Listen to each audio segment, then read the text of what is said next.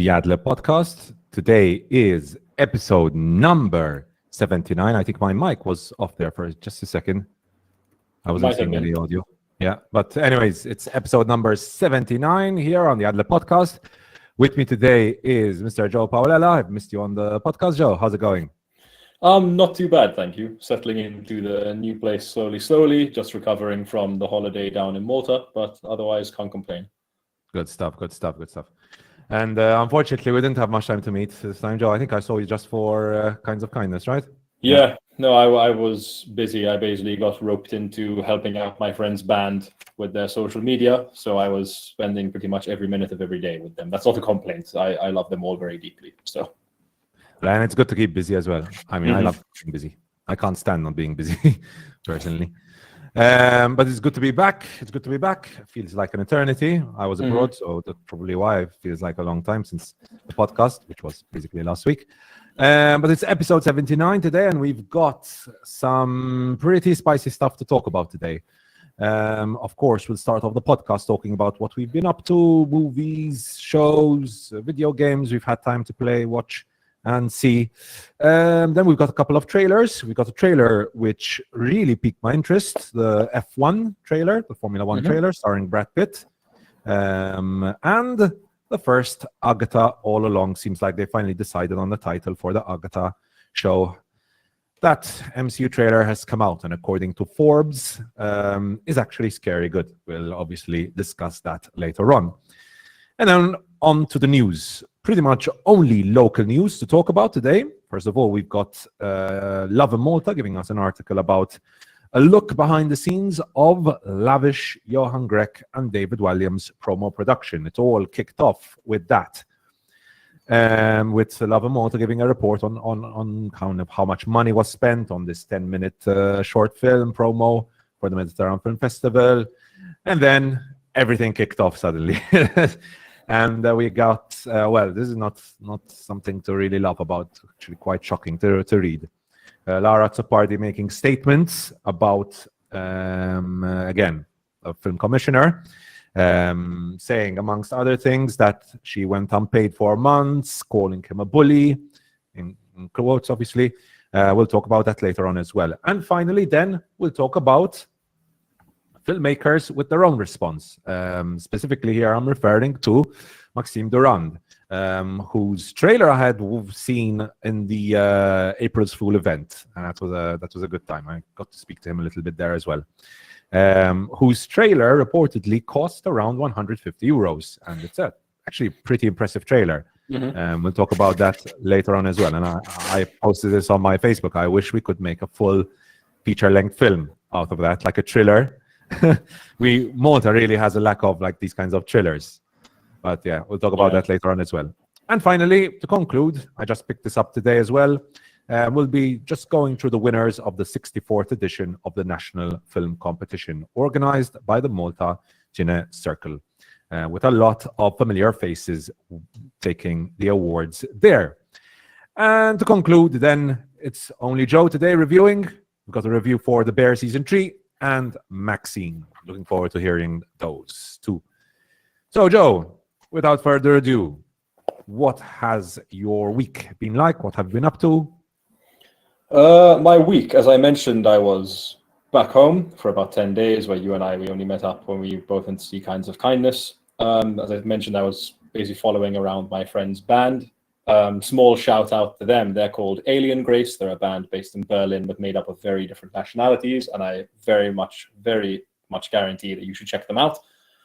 Aside from that, I did manage to watch a couple of things whilst I was in Malta. When I had some downtime, normally when I got home very late at night, I would throw on an episode of The Bear, and I managed to finish season 3 of that.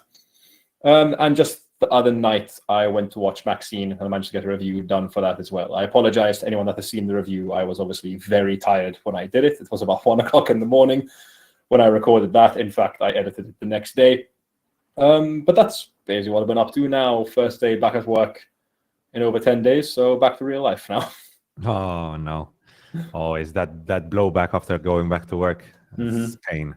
Good thing I'm on holiday. I'm on holidays right now, so I didn't get that blowback today.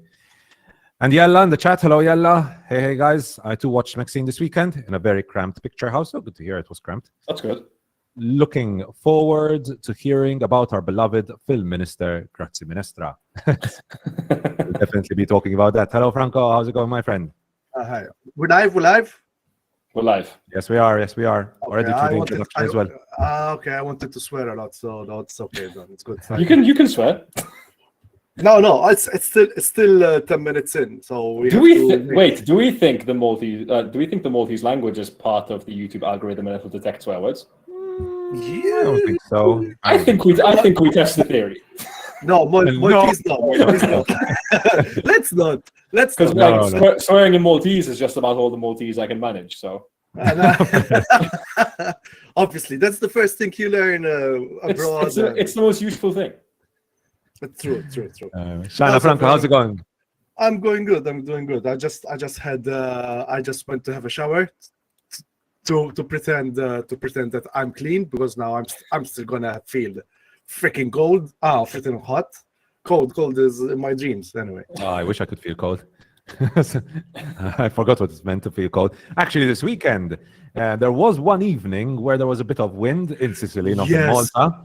I don't know how it was in Malta, but it was actually quite chilly one evening. I think it was a Saturday evening. Yeah, Saturday evening. It was actually a little chilly.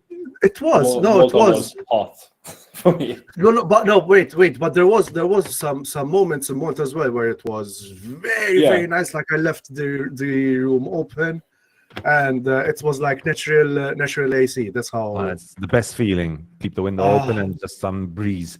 Pity we really get very little of that.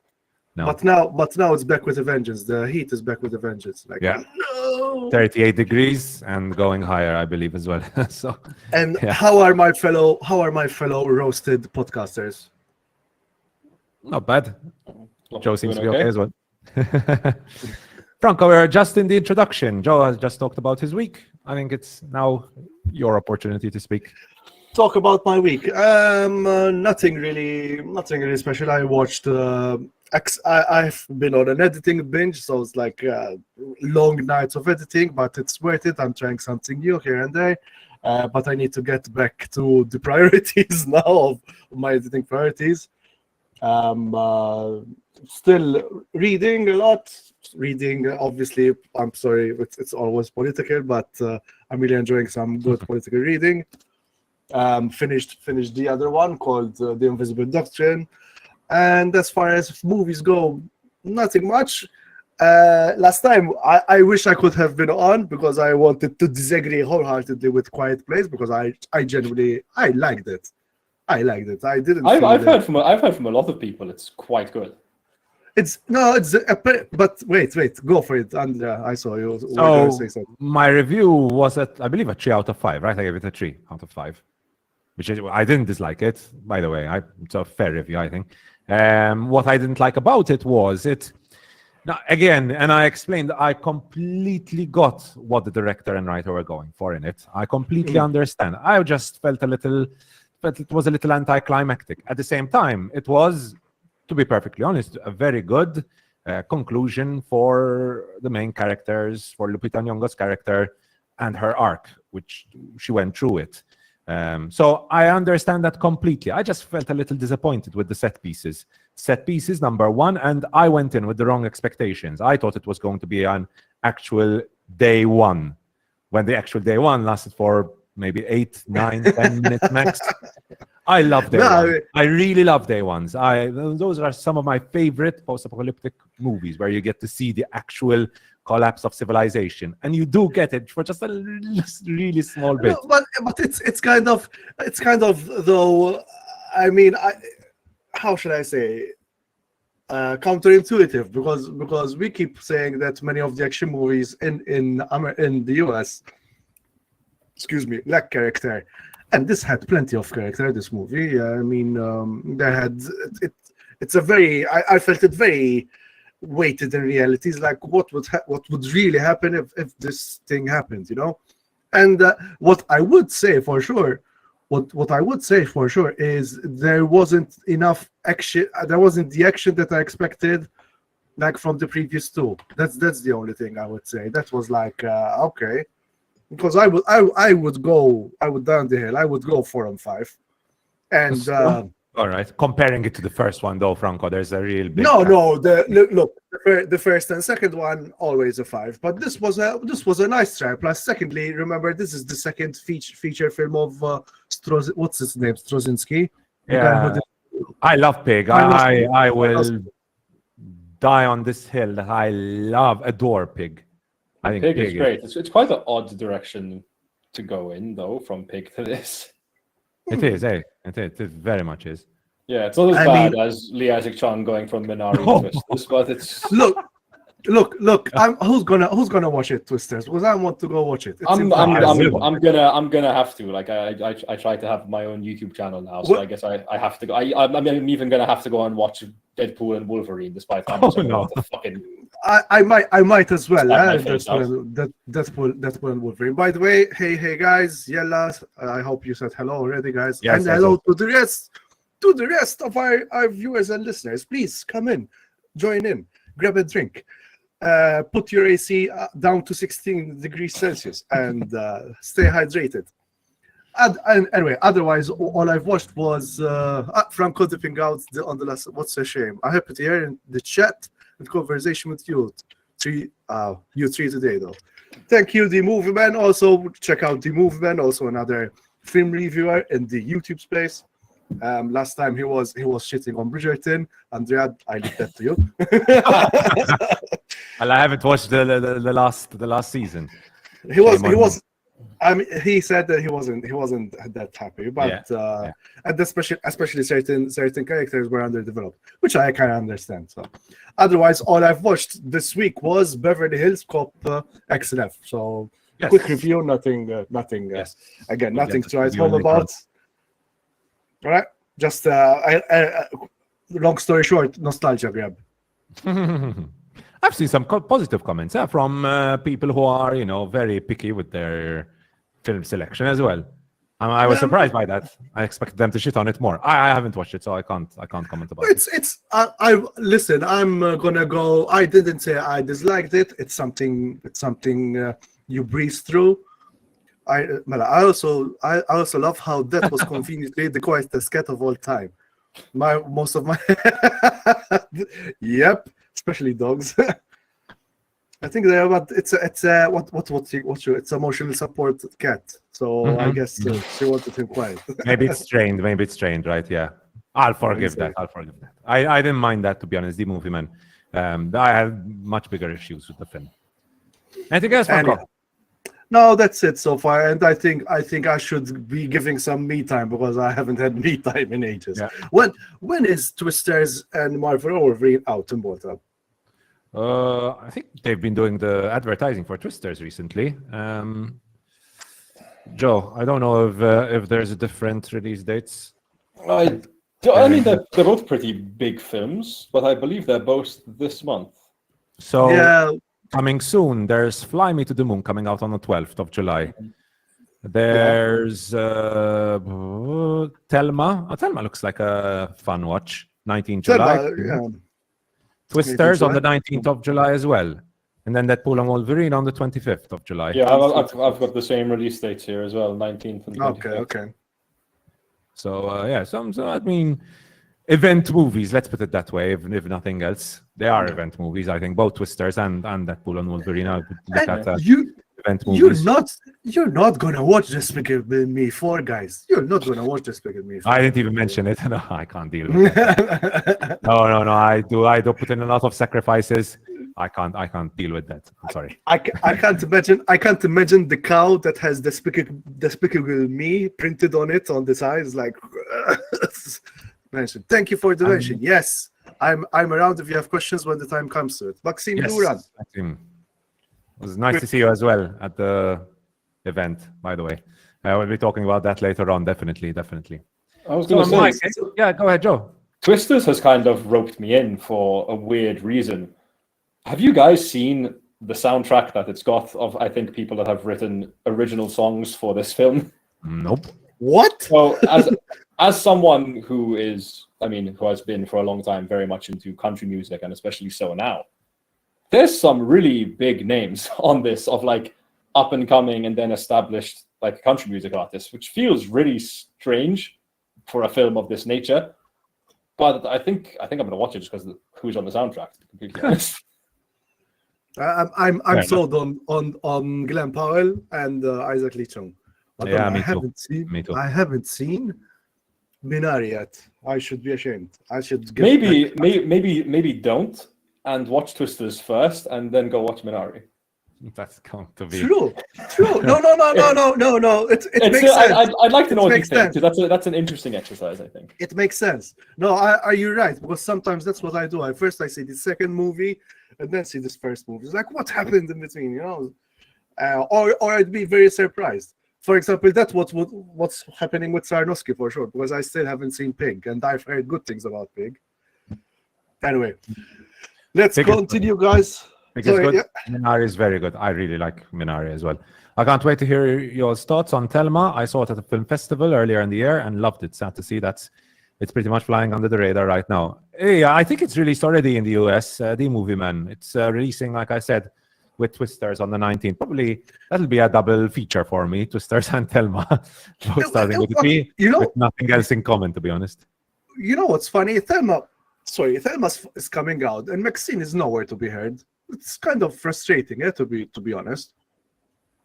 Nope, nothing about Maxine. I was certain Maxine would come out from Malta. Long legs. Black Long Legs is coming out this year. I've got Long Legs. Oh, this month.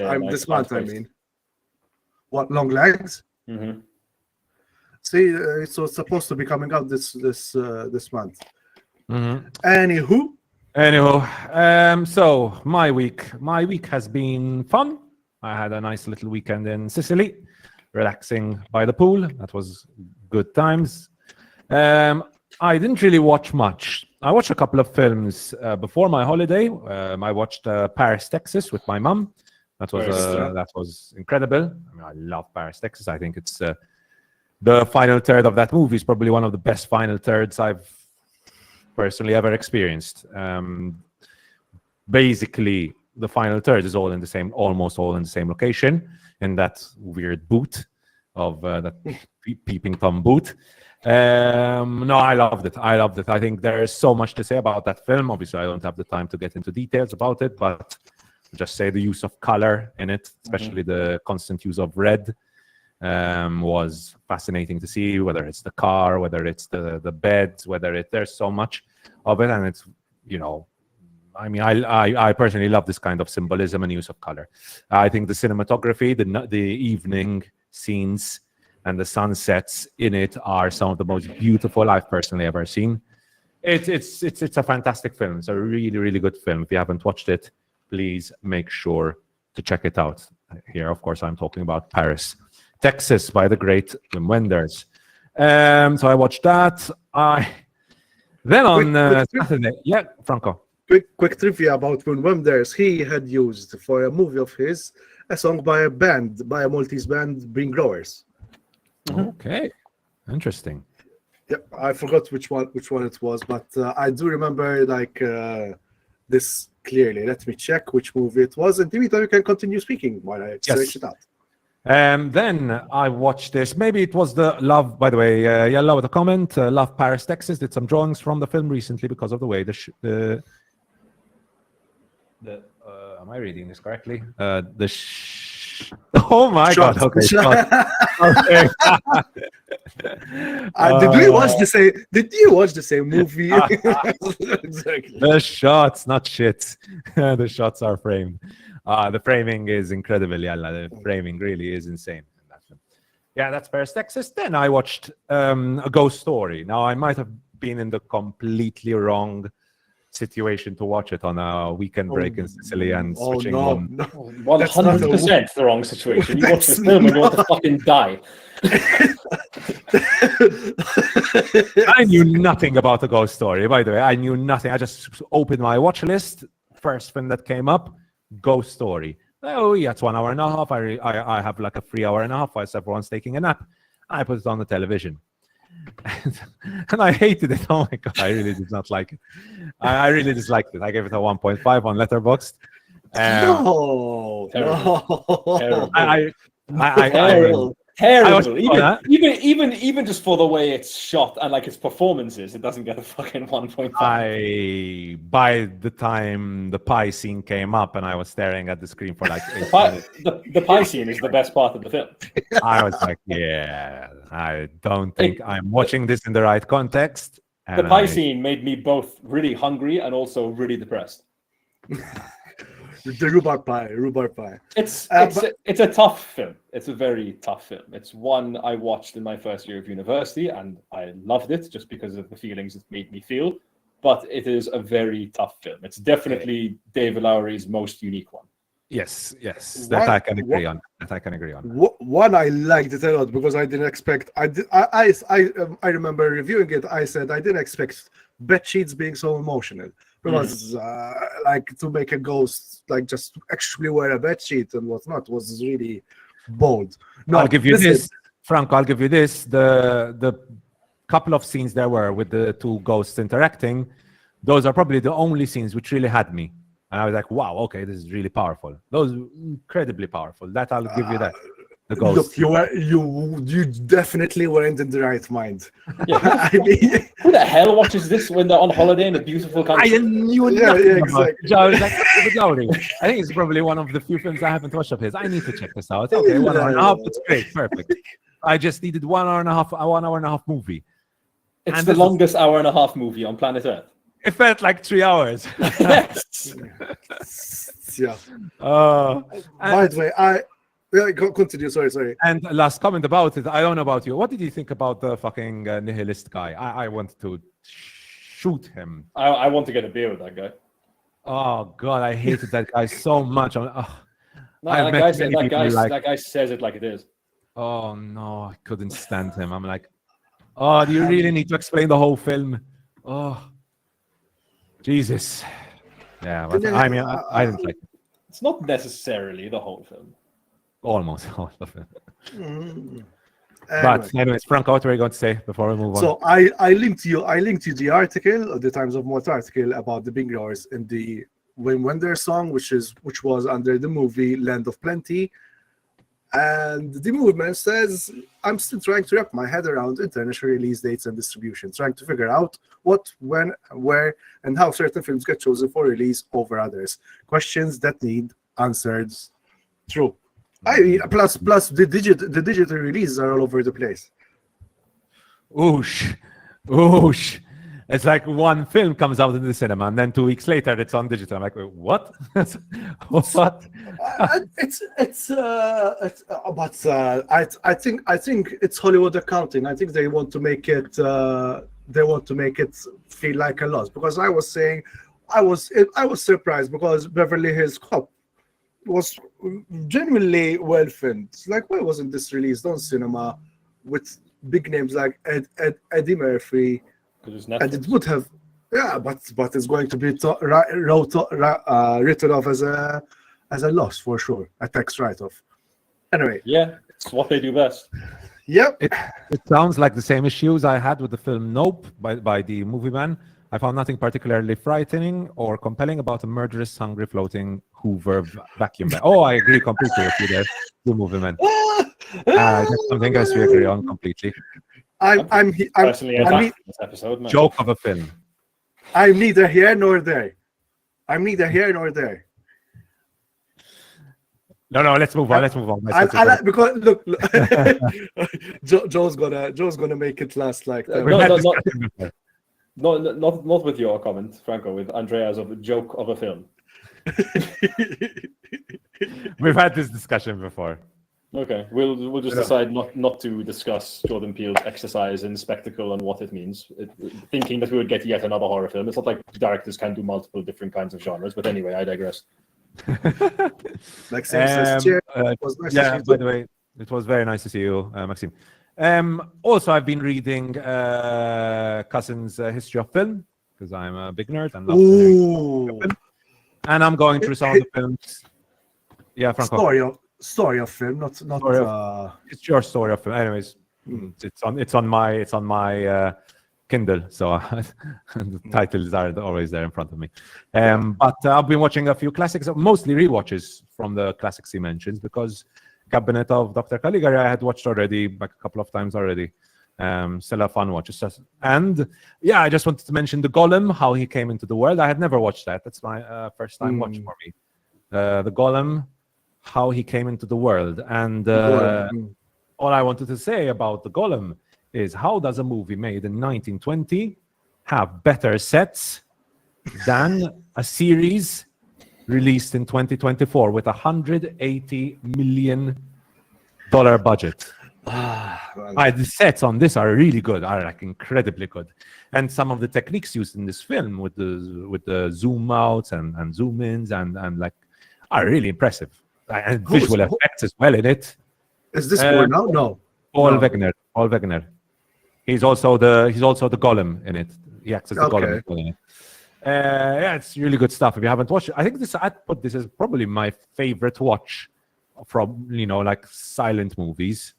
I also had a rewatch of The Kid as well, which was a fun watch as well. I had a few good laughs there as well. But this one I had never watched, and honestly, wow, I was really impressed. Really, really impressed. It's very good. Obviously, like I made a reference, I watched episode 6 of The Acolyte, which is probably, I'd say, why the are you still watching that? He's a completionist. By the way, Yella said, "Oh my God, I found Nope terrifying as fuck, but I also have a weird phobia of UFOs, but not aliens." Okay. Yeah, Acolyte episode 6, I think, was probably the second worst episode I've watched so far. It's like characters may especially flip-flops. Okay, I'm going to give myself into the Jedi, and then when the Jedi go to catch her, no, I don't want to go with the Jedi, so he fights back.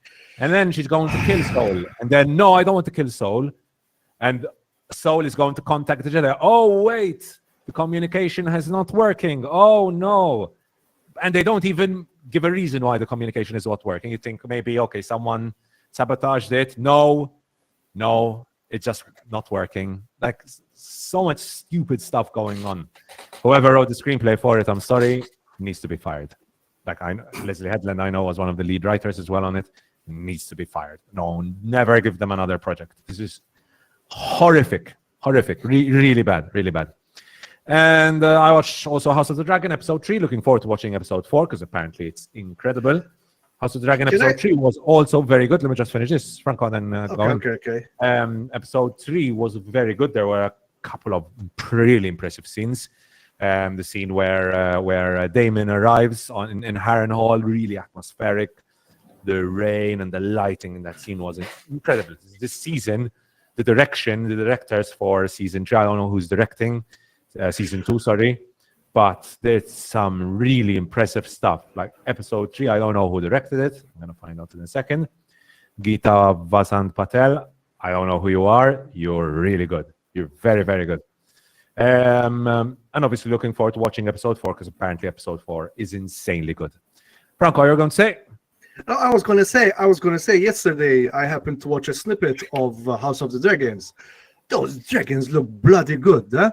The VFX, I was surprised. I just happened. I was just like flipping through. Do they actually look good this season? No, they look good.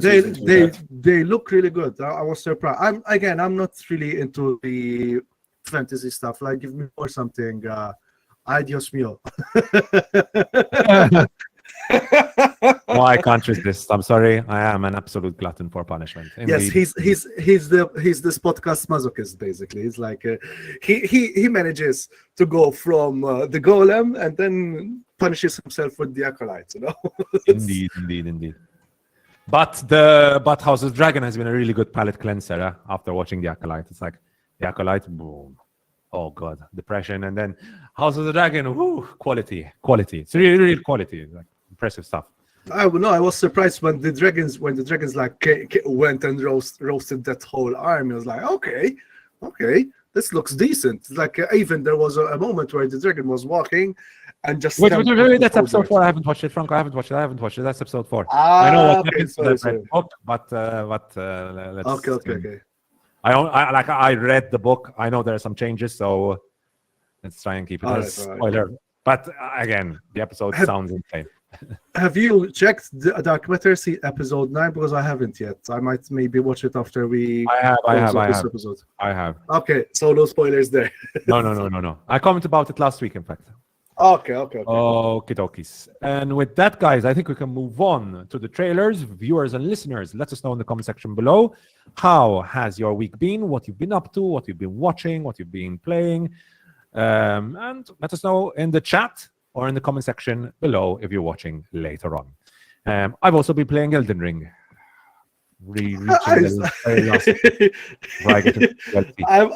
I've seen so many streamers playing Elden Ring. By the way, fuck you, Andrea, because I'm now following at least 5 streamers. I got when I just log I work on the editing, I just put the streamer on. It's like radio. I don't understand it. It's same here. It's like radio, man.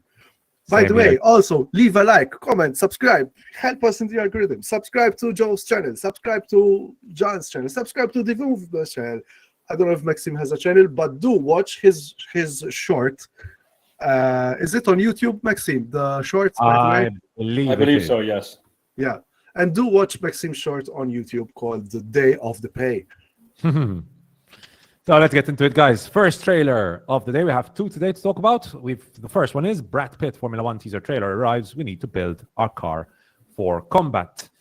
The first trailer for Brad Pitt's Formula 1 movie has arrived. The F1 teaser features a high-speed montage of racing set to Queen's We Will Rock You. Red Bull, Ferrari, Mercedes, Aston, and now McLaren. I don't know how Aston have a speed on the straights, but they really don't. Our shot is battling it in the turns. Pitt says in the trailer, we need to build our car for combat.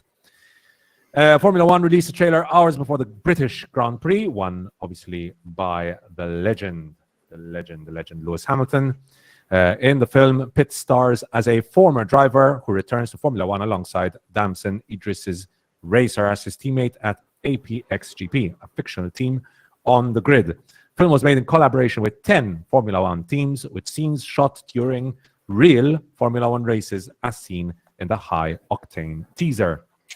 And honestly, you could really tell watching this teaser trailer that it was shot on location with real cars driving. It feels real. Franco. Don't I listen, this is all of invisible VFX. I saw a YouTuber commenting about Top Gun Maverick. Yes, the action feels much more grounded, and they take what the base is real, but then they really embellish it with hidden VFX, much like David Fincher. Of course they do. Like, what are they going to do? Crash cars? Crash these actors are expensive. If they die in a fiery explosion, there's not going to be a movie. I mean, this is not the first Mad Max. Or we've got a stuntman hitting his... No, that's the second Mad Max. We have the stuntman hitting his head and flipping all around. Oh, yeah. God. By the way, man, John immediately out of the boot with a spicy take. I wasn't completely sold by the trailer, but we'll see it. Kosinski is a great... Kosinski. Kosinski is a great choice for directing.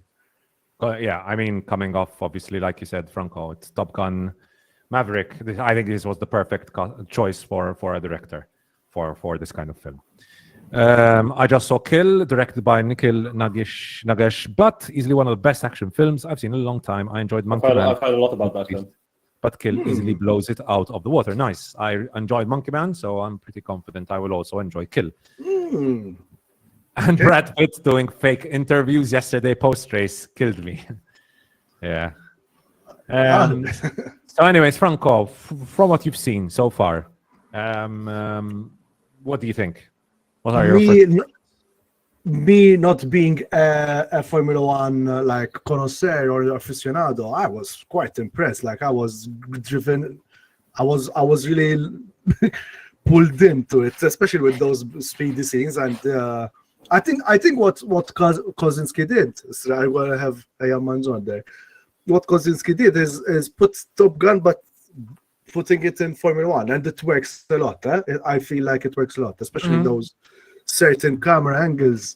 This extra. This focus on Brad Pitt's eyes, great stuff. Really good stuff. I think they did this lap. I remember them doing this lap. What do you think, Joe? I'm a bit like Franco. I have no interest in Formula One. Quite frankly, I think it's a bit ridiculous to watch cars go around the track and see them pass you once every 10 minutes and go crazy for it. But I mean, people are allowed to like what they like. It just does nothing for me.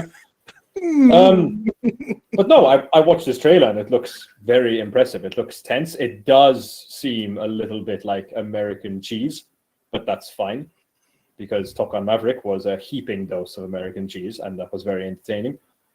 And I like what Kaczynski does with his, especially what he does with speed.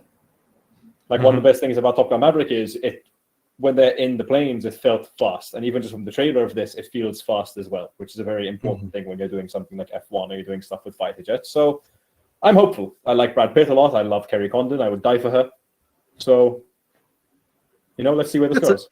That's good video essay material. How Kaczynski directs speed. Mm-hmm. And well, he's gonna need a couple more films. I think doing it with 2. Yeah, but we'll see. We'll see what he thinks of that. Maybe they'll reboot Speed with me saying this. And Oblivion, Speed under Kaczynski. That would be interesting. That would be interesting. Yeah. Anyway, what do they do it on though? Who knows? Yeah, I look forward to it. I'll obviously tell my father about it. My father coming out disappointed from Ferrari. Do you remember that, Andrea? This past race for Ferrari was a disaster. To be honest, I'm sure your father was not happy. Yes. No. Leclerc messing up completely with his intermediates. So, I mean, listen, he's a French.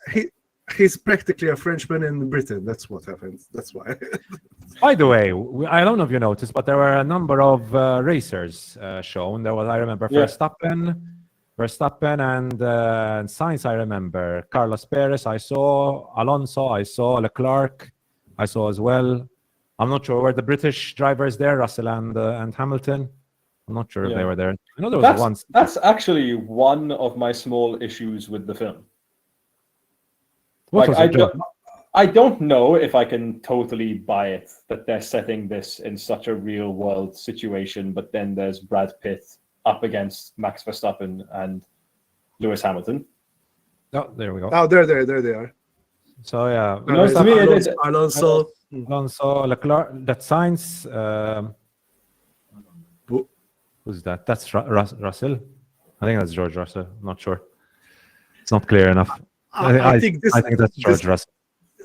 This movie will do what the FIFA movie did not manage to do. There was however, Franco. What was the other racing movie we had last year? Based on a game, based on the race. Oh, Gran Turismo. Gran Turismo. Sorry. I had really low I went in expecting to hate it, and that was a real pleasant surprise. But that is based on a true story. Yes. Yeah. Fair enough. I mean, this is. I just find it a bit of an odd choice to throw these two fictional guys in with real life people in, I guess, what is meant to be a real life situation. Because, it's the age old thing. Like, these are actors, obviously. Like, I'm going to look down and see Brad Pitt, and then I'm going to see Max Verstappen for a second. I'm going to be like, this. Like, Max Verstappen isn't playing a role. He's playing. He is Max Verstappen, you know. Exactly. The sponsors. Stocks go. Stocks go. Anyways, let's move on to the next one, guys, because we have another trailer to talk about. I don't think we're going to be as positive as we've been so far. Maybe we will. Cards on the table. I haven't watched this one. I'll put in another, guys. I don't know if you've seen the trailer, starring Matt Smith. I'll put it in the chat on over here. I think you'd be interested because it's folk horror. Okay.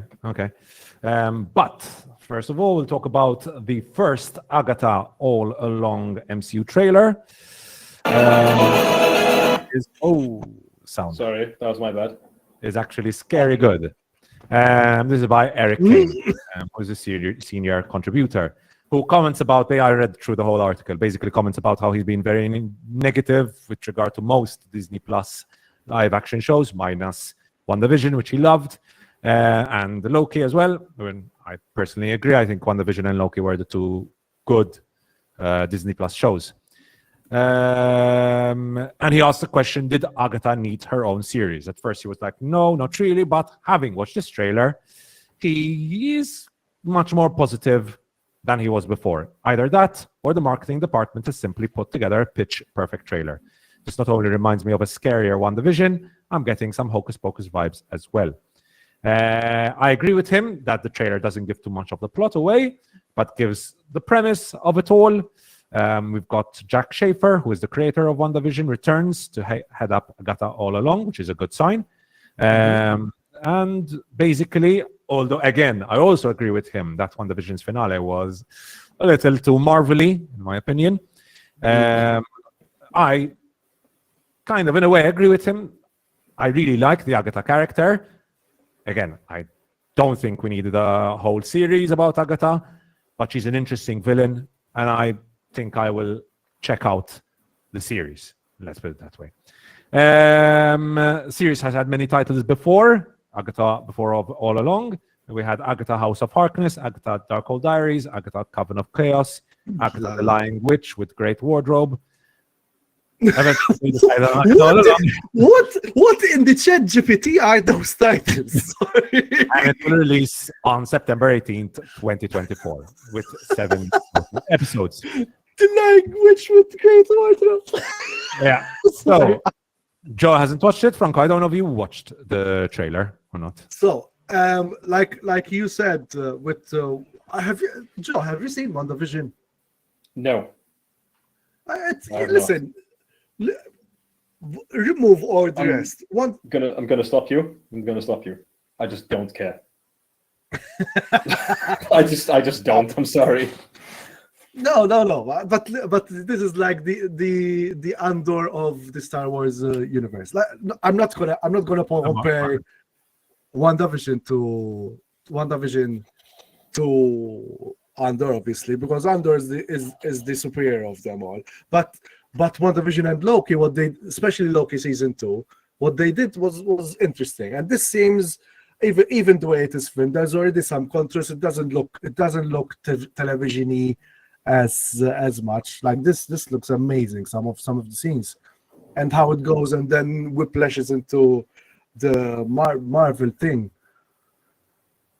And Aubrey Plaza. Come on. You know you want to watch it, Joe. we found. If you pay me, I'll watch it. What is the amount then? give me €20 an episode, €10 each, and I'll Okay, let's open a Patreon and we'll Patreon to pay Joe to watch it. Patreon pay Joe. If the audience is willing to up that to 50, I'll watch both WandaVision and this shit. And he'll like it. It's now time to open a Patreon for Ad Lib then. This is our time. Where we make Joe watch things he doesn't want to watch. But at least get paid for it as well. By the way, Yella said, agree about WandaVision. It's so good. It's basically a story about grief. True. Mm-hmm. Very true. Very true. Some very good characters stuff there and in WandaVision. I've heard good things about WandaVision. When you brought up like it being the Andor of Marvel, the difference is I grew up loving Star Wars, so I have that kind of connection to it, and I was more of a DC fan than a Marvel fan growing up, so I don't have that kind of. Yeah, I get you, Joe. I get you on that. They're already complaining on DC because that the clothes are folding.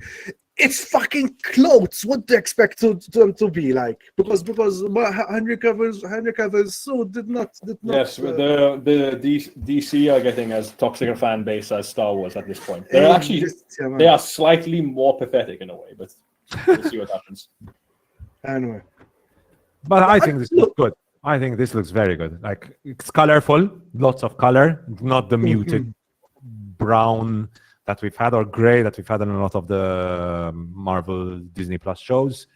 I think Catherine Hahn is great. Aubrey Plaza is great. So I'm looking forward to this. I'm very much looking forward to this. I'll check it out. I'll check it out because it looks decent, and there are some horror in the sense like how should I say, young adult horror rather than full I think horror. it's going to be mostly tongue in cheek, to be honest, with the horror. I don't think they're going to.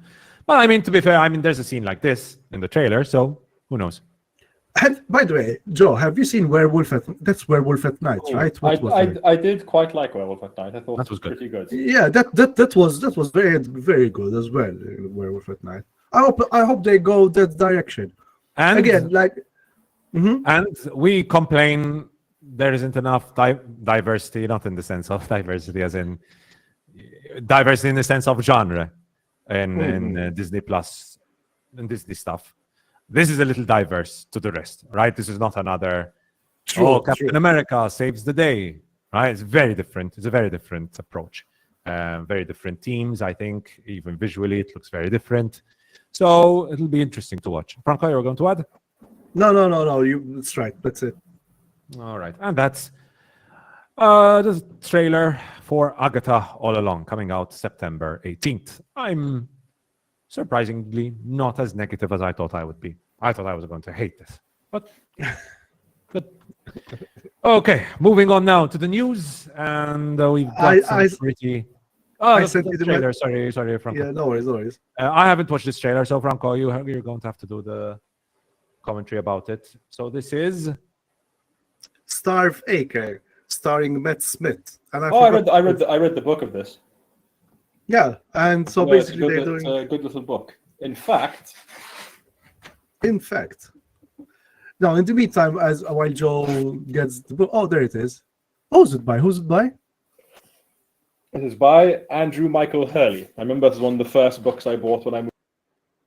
Oops, sorry, Joe. I muted you. Joe, I muted you. Was I just silenced?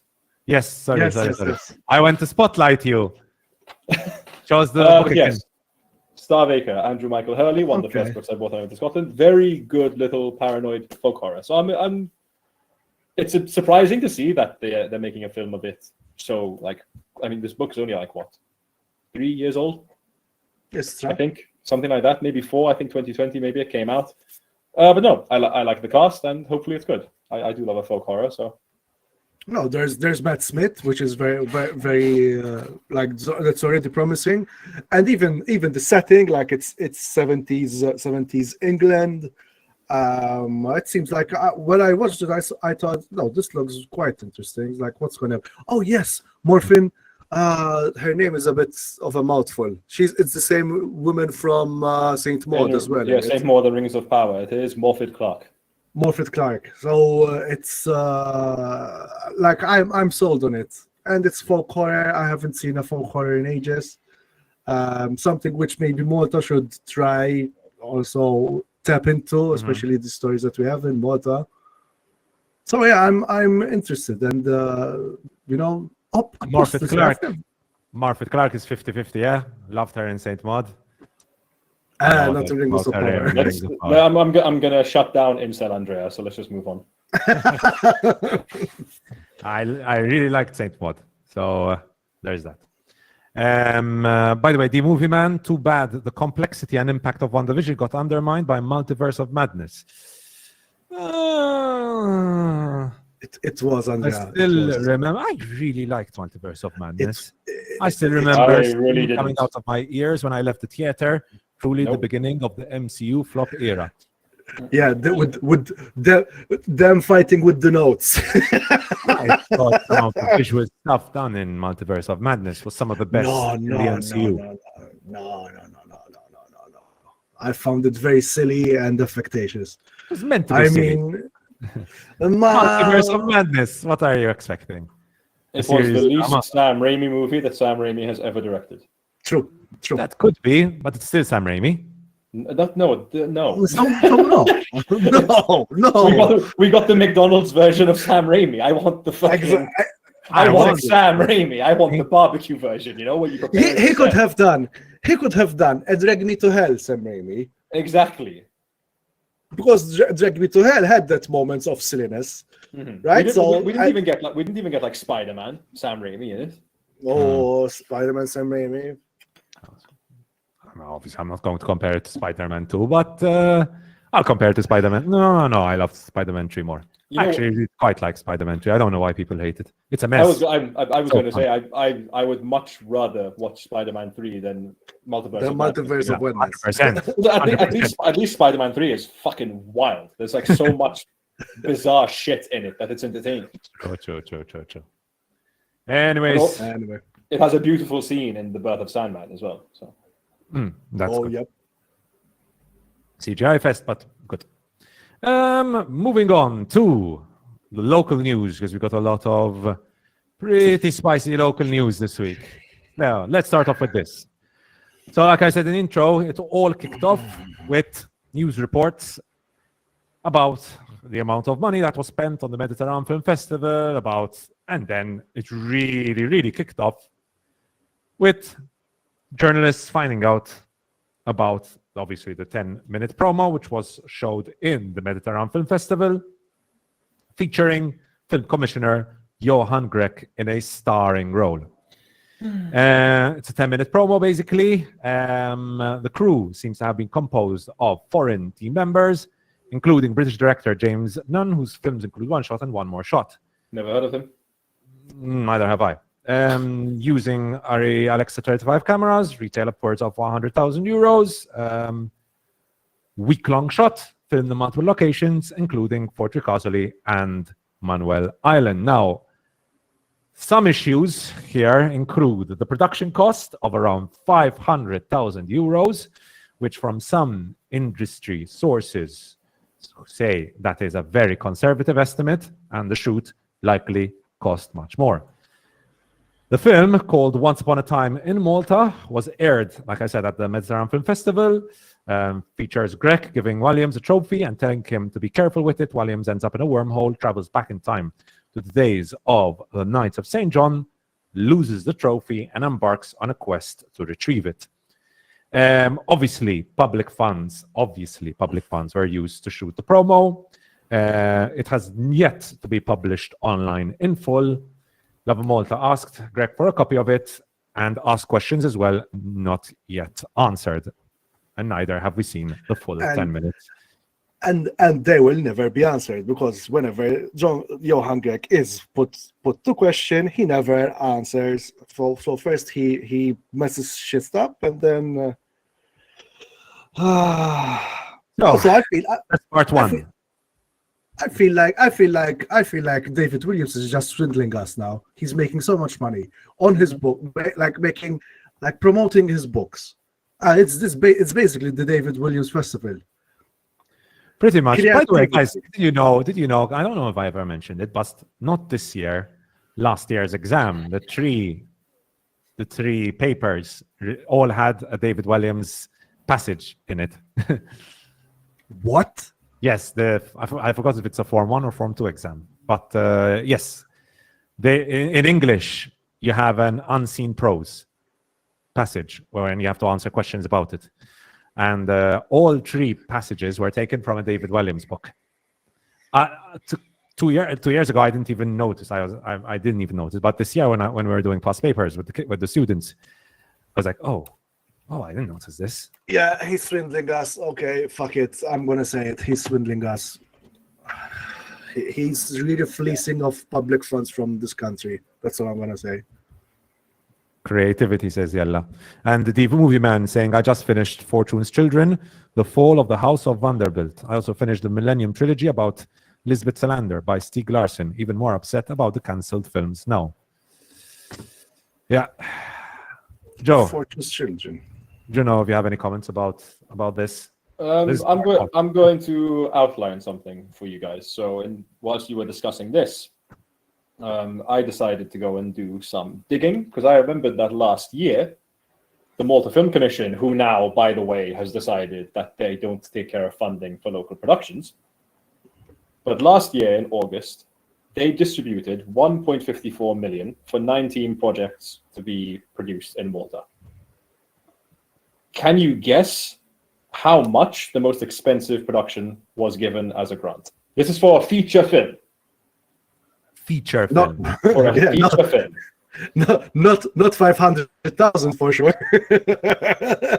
The most expensive one, allegedly, according to this production grant sheet, is a film coming from Alex Camilleri, the director of Lutsu, a very, very good film that I had the pleasure of working on. And it was granted 380,000 euros. And that's a full For a fucking feature film. feature film. And like, why? I don't think from the amount of film festivals I've been to around the world, from the amount I have looked into, from the amount of film commissions I've looked at to try and see like maybe what Malta should try and do like other things. This guy is the only person who is like for some reason making himself the face of this organization. It's his playground. It's his playground. Which is not the way it is supposed to be. What is supposed to be the face of a film commission's organization are the films it produces or the festivals it puts on. But wait for it, guys. Wait for it. So, Grech did not disclose the film's cost, but said, this is according to the Times of Malta, open quotes, open inverted commas, the investment related to the MaXXXine Film Festival will be disclosed in the economic report, just as it was last year. Listen, I don't mind the money they spent on the film festival. The film festival, I had a blast. I learned a lot. I'm going to be honest. I learned a lot from the film festival. There were some great master classes. They weren't exactly master classes, more discussions. But anyways, they were fun. They were interesting. They were very educational at times. I loved watching Kinds of Kindness as well. That was a great experience. Overall, I have nothing bad to say about the Andrea, but that's how they hook you in. That's how they hook you in. There's good stuff. No, look. No. But you cannot say no. You cannot say there was good stuff. Yes, there was Mike Lee. There was Chet Stahelski. There was the editor of Kinds of Kindness as well. But I'm sorry, I cannot. For me, this expenditure does not make sense. Plus, also a journalist saying, "Where are the Maltese movies?" I'm sorry. It's pointless saying it's pointless getting these great directors and then not showing like what we've learned from these workshops put into practice in local productions. Yeah, I wouldn't be that. I mean, yes, well done for Mike Lee and Chet Stahelski, but sorry, guys, get on with the. Why are you spending this so much money? Not to mention, this guy had his own trailer when he was making the. Yes, we're coming to that. Short. We're coming to that. Yeah, and it's also like I can't understand the decision to put the screenings for the films in outside Republic Square, in George Square. No, outside is one thing, because I used to love when Valletta Film Festival did it in the old Opera House. I think that's a really good venue because, Andrea, I don't know if it affected you when we were watching Kinds of Kindness. That area is surrounded by music venues. Yes. The first hour and a half of the film, I was listening to like hard progressive funk music from Babel. I agree, though, but I think I was wowed. I mean, just looking at where I was, and I'm watching a film there, I can forgive the noise. Had you personally been to Valletta Film Festival when it was a thing? Rest No, in peace, I no. loved it very much. It was so much better. Being in the quiet in the quiet part of Valletta, it's a much better view because you're in tiered seating as well. And this is not me saying Mediterranean bad, Valletta Film Festival good, because I do have to give them credit for the fact of they had a good program and they put on a pretty good festival.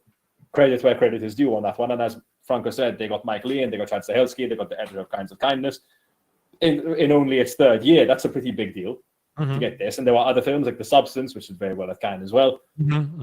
But it just feels very, very short-sighted in some of the things that they're doing. Exactly. Like what? Like we're talking about David Walliams and the way that he's swindling this country. Apart from the fact he was paid, I don't know how much fucking money to do the award ceremony last year. Why is this person who is known for a television series that has aged fucking terribly and then being a judge on talent shows being involved in a film festival? This guy, to my knowledge, has never been in a film, and to sound really pretentious and snobby, nothing worth noting. Why do we have this relationship with this person? Why are we paying him so much money? to come and do these things. I don't know what's going on there with David Williams. I don't know why they don't. I really don't get it, because Like to harken back to Valletta Film Festival, what I loved what they would do to present the films, they would get local actors. Like I remember they had one time, I think it was when I went to the opening ceremony of the final Valletta Film Festival, they had Thomas Camilleri, who is charismatic, he's funny, he's local, and he's talented. You know, it helps promote him as well. In fact, the only one Maltese actor that was she interviewed the cast. It was Larissa Bonacci. Otherwise, the actors were all in the audience. Mm-hmm. No, there was Morgan Katkuti as well. Morgan Katkuti. Yeah, that was nice to see as well. That was a good thing, because to have him with Stahelski, that was great. But wait, how do we not have Maltese films in this? Like to speak about Lutsu, okay, it released in the cinemas when it eventually came out and stuff. I don't think everyone got the chance to see that film, but why not showcase something which is so close to Maltese culture at a film festival in Malta? There were a lot of shorts. There were a lot of shorts which were shown. Yes, but being completely frank, Andrea, there were a lot of people that came to Kinds of Kindness who were not the kind of people that would go and see that film, and a lot of them left. Because this festival, yes, but this festival is a good reason for people to be like, I'm going to use the term regular people, to be like, cool, film festival in Valletta, that sounds like a good night out. Valletta's beautiful at this time of year. You can go for a pizza, pasta beforehand. You can have a glass of wine or whatever. What better way to expose Maltese films than to show them here? And I'm sorry, and it's really harsh. It's really harsh, and this is not my personal opinion, but I think the general public don't give a shit about going to watch short films. No, I agree on that. They want to go and watch stuff which has premiered at Cannes, or which is a feature film, you know, where they're going to spend an hour and a half to 2.5 hours watching this film. But for example, what was the name, Franco, of that monster movie we had watched, Mostri? Yeah. Mostri. I mean, they could have shown it. It was a decent watch. It's a very watchable film. Some decent effects. I had an okay time watching it. But look. That's a great example of why wasn't this guy picked up by the film commission and tell him, listen, you've got a good concept here. Let's input some money so that you don't spend fucking 7 years of your life doing this all on your own, and at least come up with an even better movie, because the concept of Monster was great. Well, now the Film Commission have taken a step back and they've said, listen, we don't fund the films anymore. That's up to Malta Arts Council, which begs belief how that is the case. Yeah. Because according to some voices from the grapevine, was because the film funding under the Malta Film Commission was being severely mismanaged. And at least the Arts Council is because they're using funds to make fucking 500 grand trailers and pay David Williams a couple $100,000 to come here and read a fucking book. Which, by the way, I didn't continue reading it, but this is directly from Johann Grech. Said that it can be as impactful as Game of Thrones, and I believe The Crown. Yes, The Crown. Game of Thrones and The Crown. The short movie? Let me find the exact words. But he definitely mentioned as impactful as Game of Thrones. The movie, man. This is steam coming out of my ears. Look at here. This is real steam. Where was it? Oh, here we are. The Knights of St. John have remarkable historical and narrative significance, and as film commissioner, we are presenting this concept to various studios and international filmmakers in our marketing approach. The story can be as impactful as Game of Thrones or The Crown, and it will also be used in various screen, tourism, and promotional events in the coming months. He said the film debuted at the film festival, but will be sent to international filmmakers and production companies as part of Screen Malta's push to make the project a reality. The film commissioner said he promoted the idea throughout the film festival. Oh, wait. This guy wants this as like a proof of concept starring himself about the Knights of St. John having to go back in time to find their fucking relic. Exactly. As a proof of concept. That's exactly what. I'm sorry, but what kind of joke are they fucking trying to push? I I had gone to the Grandmaster's Palace with my friend and his bandmates to show them what it was like. And I hadn't been there since I was in like primary school back at Chiswick. And it was, one, really cool to just go and see this when I can actually really appreciate it as an adult. But the resounding thought I kept having in my head as I was taking in, again, the history of our island and of that great battle, the bloodiest siege in the world's history, was how the hell has like even like a big Hollywood production not picked up the story to turn it into something. If you take like the book, The Sword and the Scimitar, and you turn it into a TV series, or like an epic film, it wrote itself in the historical context, you know. But then you've got this, and I'm sorry to use the word dipshit, putting himself in a 10-minute production and turning it into a silly time travel thing with the guy from fucking Little Britain. Mara, first we have Maxime, who says especially that people have missed Lutz when it went out. Like many people haven't seen Limestone Cowboy. That's me. Another one, exactly, another one. I haven't seen it yet. For someone Maltese to watch that film and what it has to say about the political landscape, it's a fucking great film. And they did it on nothing. Isrib, Simshar, we all have elements that put the government or the system in a bad way. I haven't watched Ouija yet. We are. No. Keith also has done another one. I don't know if it's called The Runner. And can we please read Lara Azzopardi's statement as well? Please? Yes, I'm coming to that. Yeah. So let's move on to that now. Give the locals a chance. Like, we've got Maxine here with us right now as well. He is someone, I haven't had the pleasure of meeting him or working with him, but I've seen his short films through the years. Give this guy a fucking budget and see what he does. Can we guest him quickly, 10 minutes, if he's available or not? If he wants to join, Maxime, let me know. I can send you the link if you want to join in. But to move on to the Lara Azzopardi's comments, basically actor calls out bully film commissioner, says she went unpaid for months. Now on her post, she posted this photo on Facebook. Let me find the whole comment. So I used to be really afraid of him. He was a bully, just as he was with the majority of women, said Azzopardi, who's known for her roles in popular local TV programs Itcha Ufa and Giselle. Azzopardi said she used to hold Grech in high esteem until one day after having a drink, his arrogance towards me became bigger and clearer.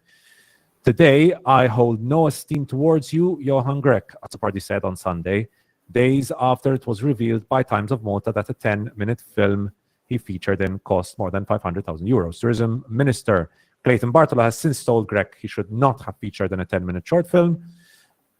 Producers recently highlighted how taxpayers have spent almost 8 million euros on 2 film festivals, while little funding is made available for local productions. On Sunday, Azzopardi said that while Grech was happy to pay big money for foreign filmmakers, local productions were left out in the cold. Professionals in the local industry beg for quality productions on Maltese television, but they say there are no funds. Azzopardi said, calling out Grech for disrespecting people with real talent. Post. I feel vindicated, to be honest, because I've been saying this since 10 years. The moment I stepped out of a company and I said there's no money, there's no funds, I feel slightly vindicated if I can toot a bit my own horn.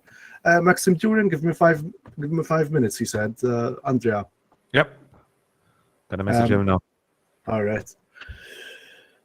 Sorry, I was all on the verge of tears because it angers me. Oh, and if anything, if I can I plug a union, because this is it's must before we take the Johann Grech to court. Basically, I cannot emphasize enough: unionize.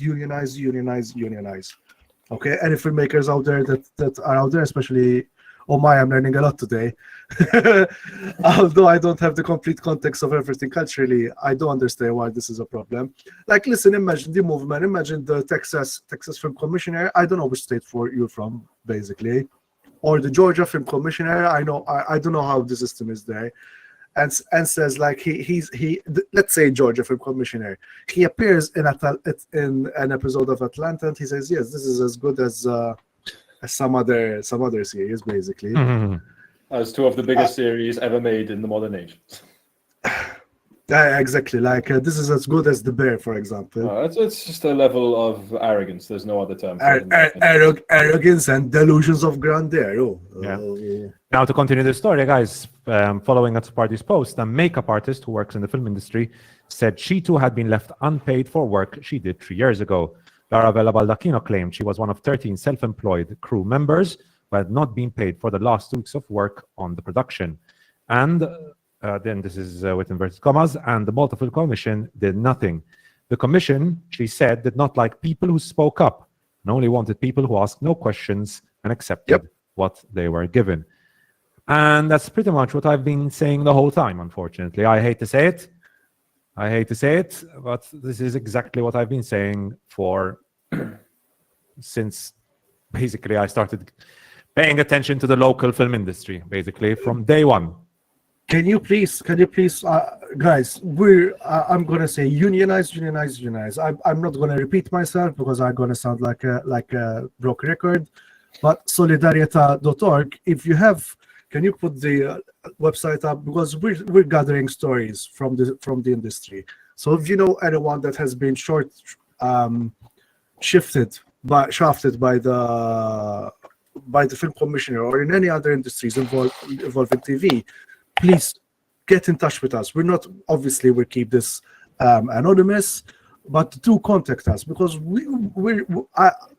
hopefully my dream will come true. I want a fully fledged union for artists here in Malta, because we cannot keep on saying yes or we are what's going to change or nothing going to happen. Even Mike West wants a co-op. Guys, get in touch, or else I can chase you as well. It's no problem for me. But there's Maxime, in fact. Hello, another film guy. So let's spotlight this guy. Maxime is a talented filmmaker in Malta as well. He's very good with action scenes. He's Malta's own Chet Stahelski, if I may say so myself. So, take it away, man. Sorry, so can you repeat this again? Sorry, because I had the podcast live at the same time, and there's a slightly delay, so it was like it doubled up. Okay. So no, I said Maxime is Malta's own Chet Stahelski, if I may say so. No, but true. He's got as far as stunts go, Maxime is quite great. You can also see that in the Bricconi's music video as well. What was the Bricconi music video? Remind me. The title? Yeah. Oh my. Or Don't do Mario. This to me. It's your music video, not mine. I know, but it's Bricconi's song. Yeah. Let me look it up quickly. Because I'm going to pronounce it really badly. For sure, I'm going to bow it. I think Il Lupo, like Il Lupo, yes. Yeah. Okay. Yes. Il lupo mai avder il. That's it. That's it. Yeah. How's it going, dude? First of all, good. Yes, very good. Like I said, thank you for the mention. I mean, I don't know, like what's going on really right now. It feels like something is in the air. I've been working in the industry for 5 years quite heavily, so I can see that there's a bit of a silent hush kind of. People are a little bit afraid and a little bit intimidated to speak out. So I'm glad that this is happening. So sorry to cut in, but now we know why. We know why that the problem is from the top. The problem is like we saw. She said this guy is a bully. And they want yes men around them when the industry doesn't work with yes men only. Exactly.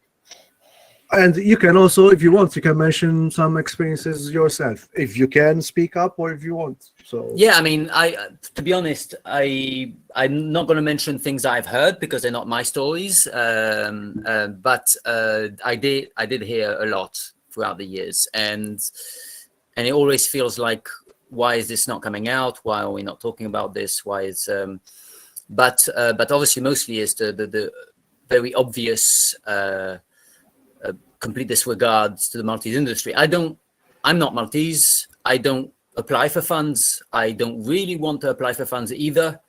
The way I do films, I kind of want to stick by it, because I believe that there should still be a poor short filmmaking.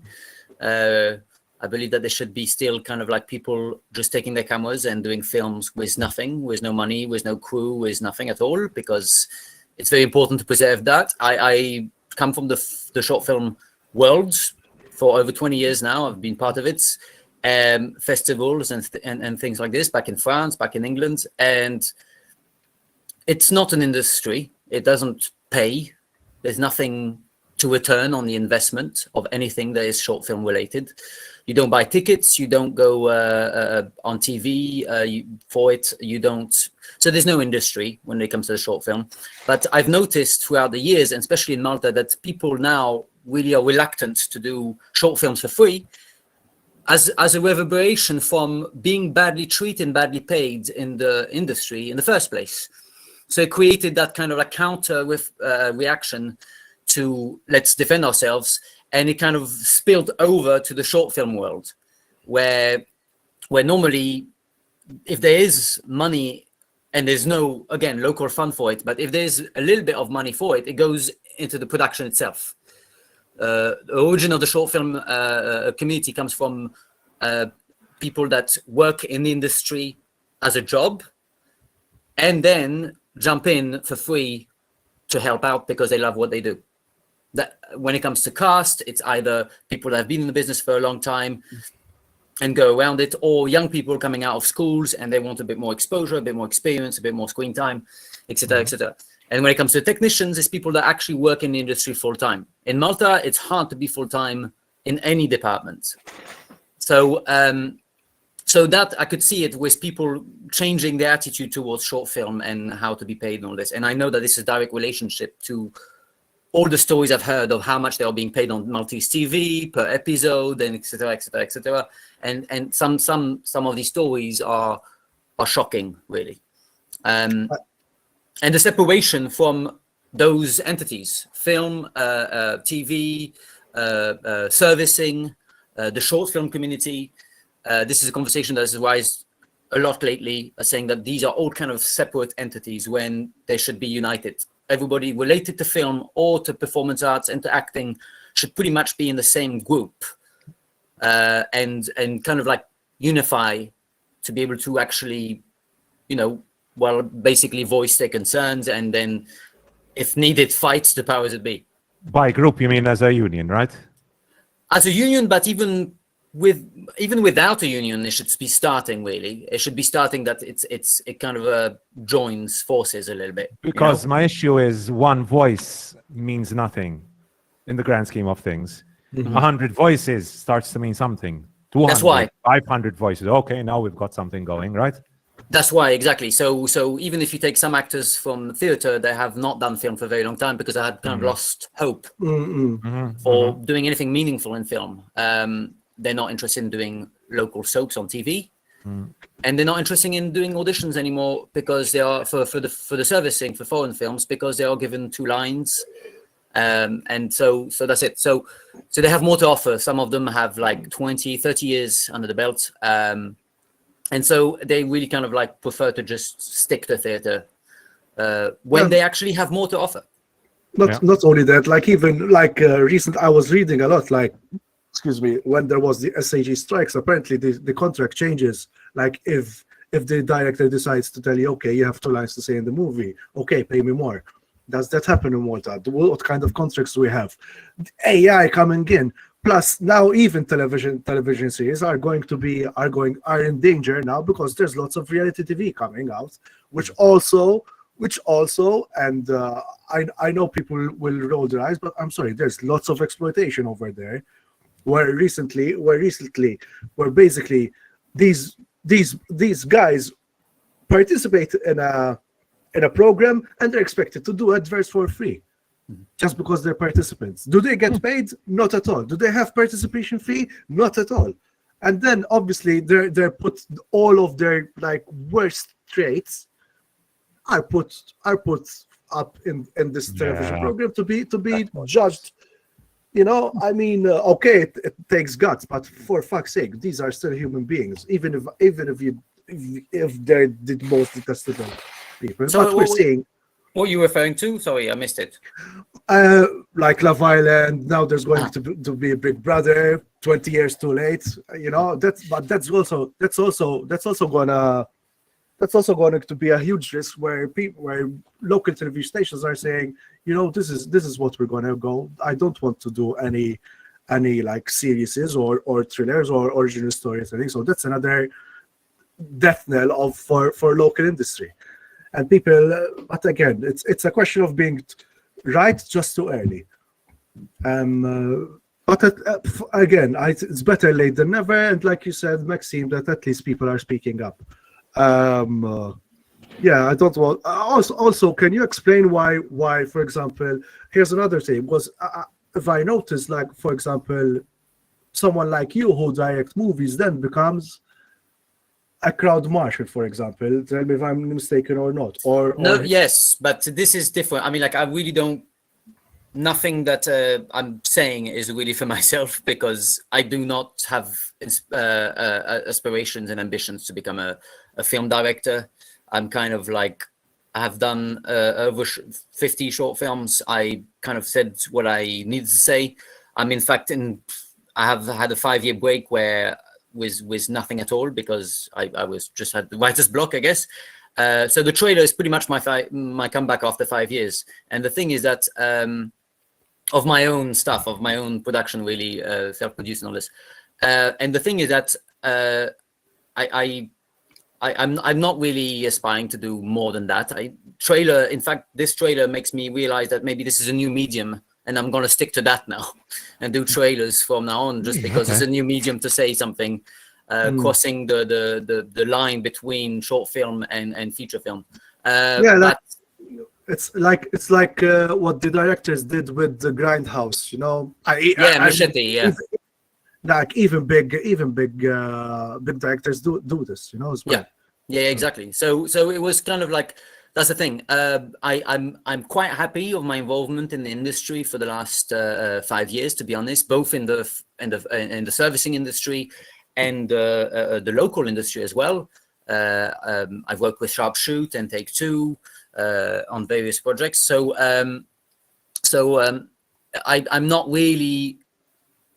And nothing that I'm saying is actually required to change for me. I'm actually kind of quite happy where I am with what I have. And then if I get to do some short films like this once in a while, that's it.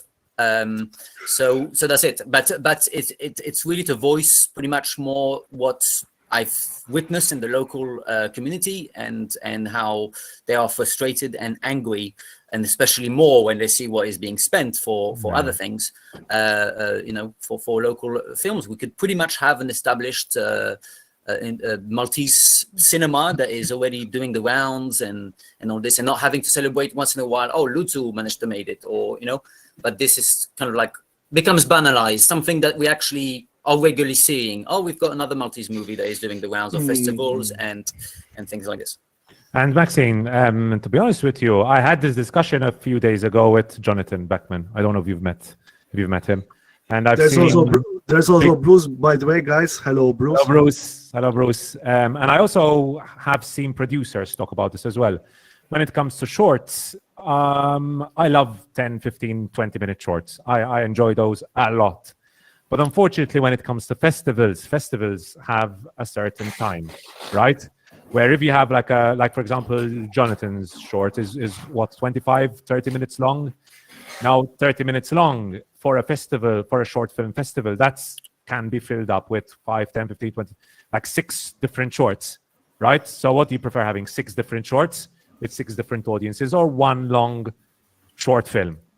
So producers generally go for shorter short films. So your trailers, for example, Maxime, could be even bigger hits in festivals then, if you're aiming for the 4 or 5 minute kind of length.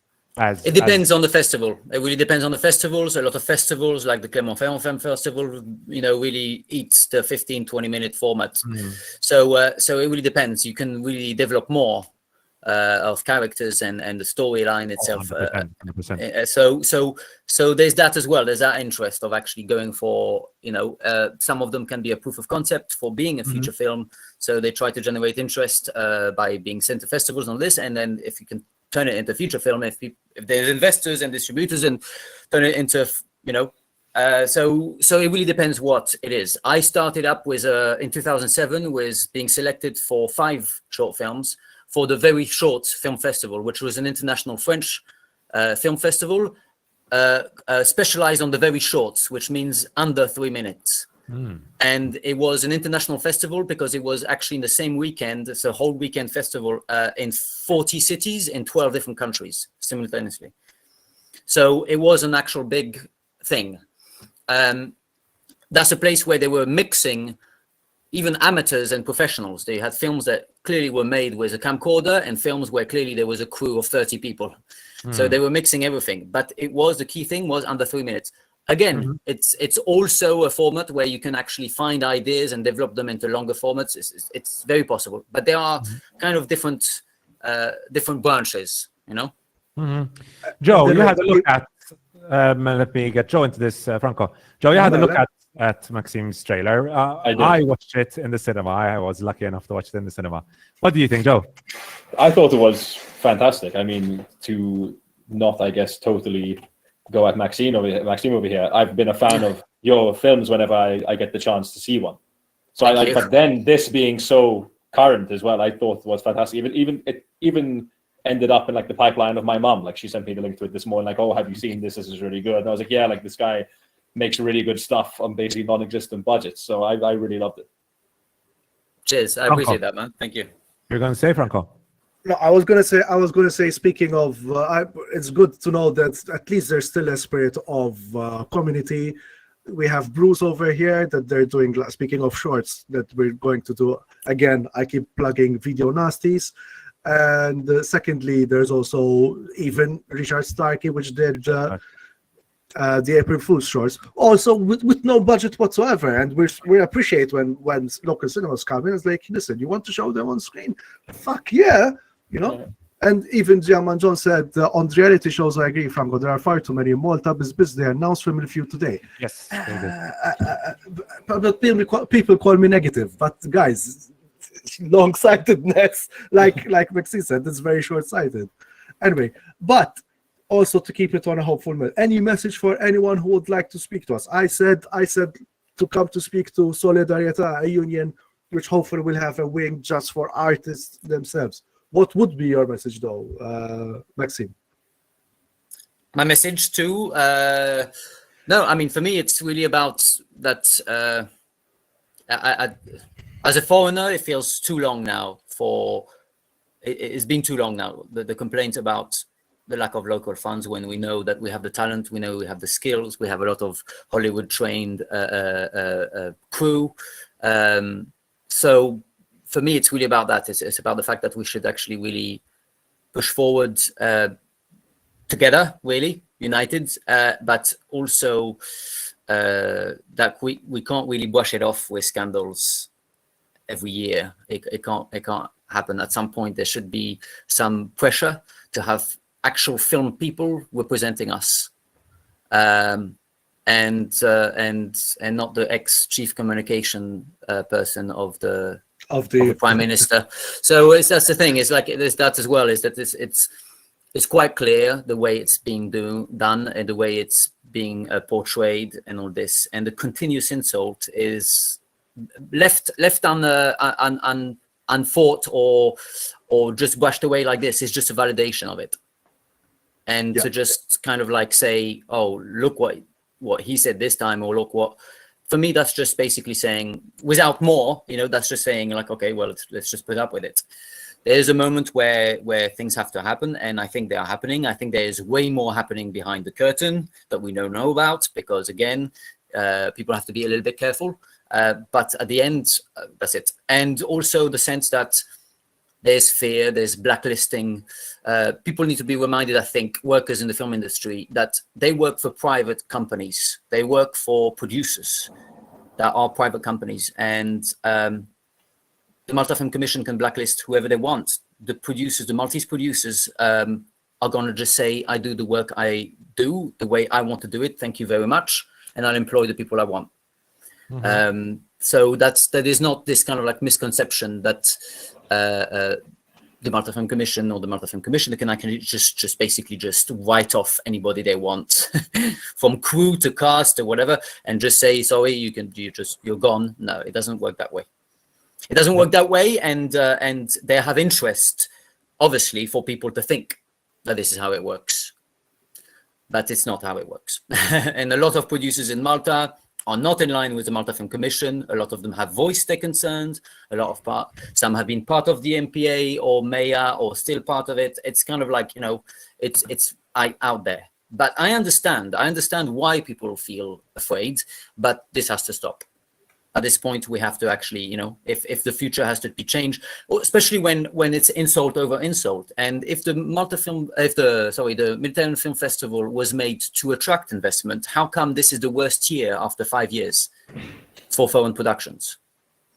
Yeah. So we had about 5 cancellations of productions, and also a lot of people out of work since the beginning of the year, or jumping on one production there and there, but not really, like it has been for the last 5 years, which granted, it has been actually really good, almost too much, because we're a small island, there's so much we can cope. So 5 productions at the same time is not a very good idea, because we don't have the resources, the crew, the extras, to be able to cater for all of them. And that's not very good advertising either, because it's not substantial. If productions go back to their country and say, oh, they can't handle it, it's not a really good idea.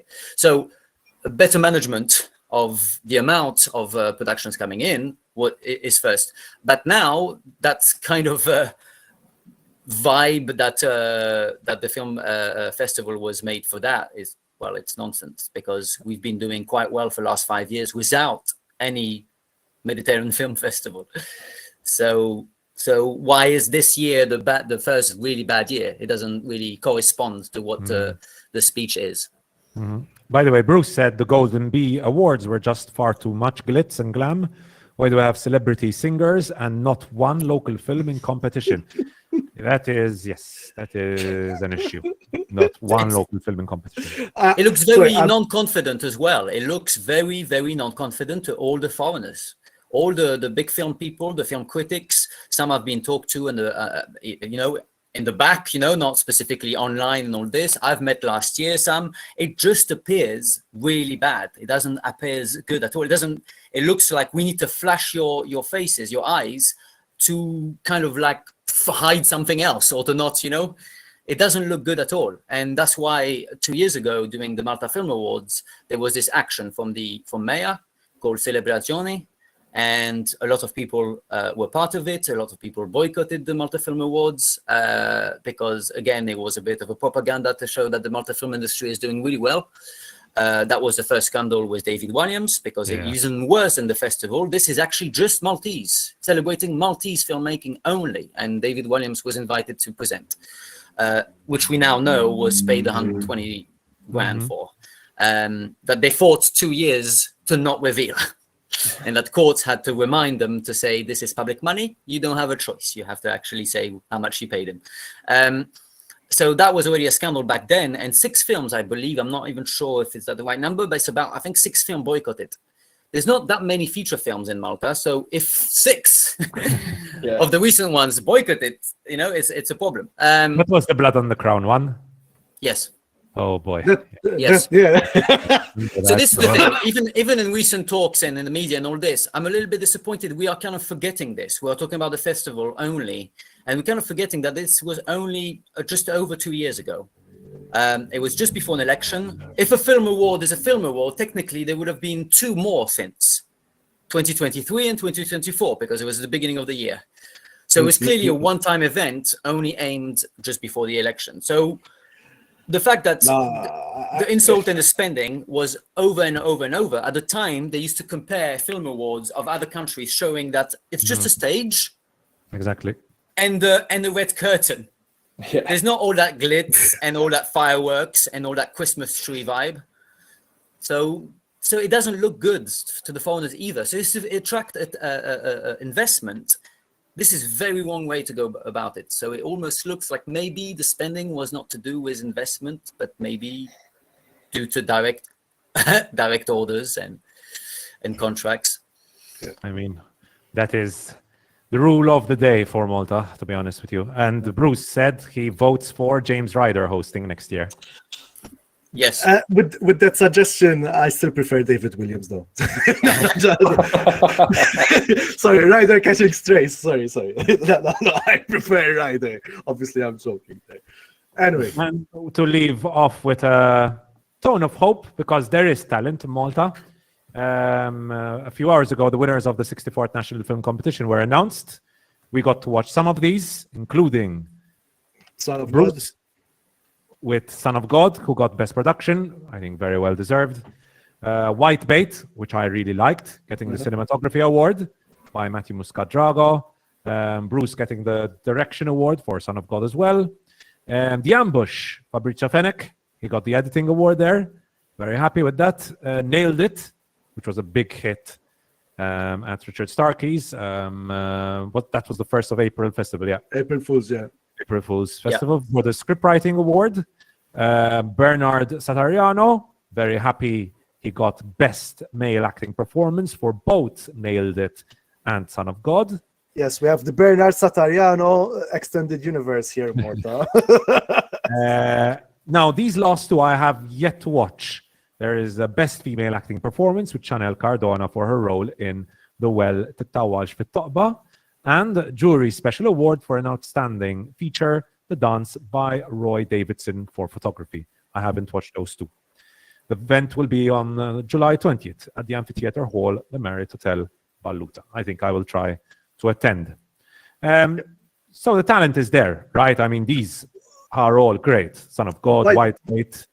By the way, Bruce, did you spend 500,000 as well on your short, right? As well. It looks 500,000. It looks, but I don't think he did. I don't think he needs to either. I mean, he spent $1 zillion.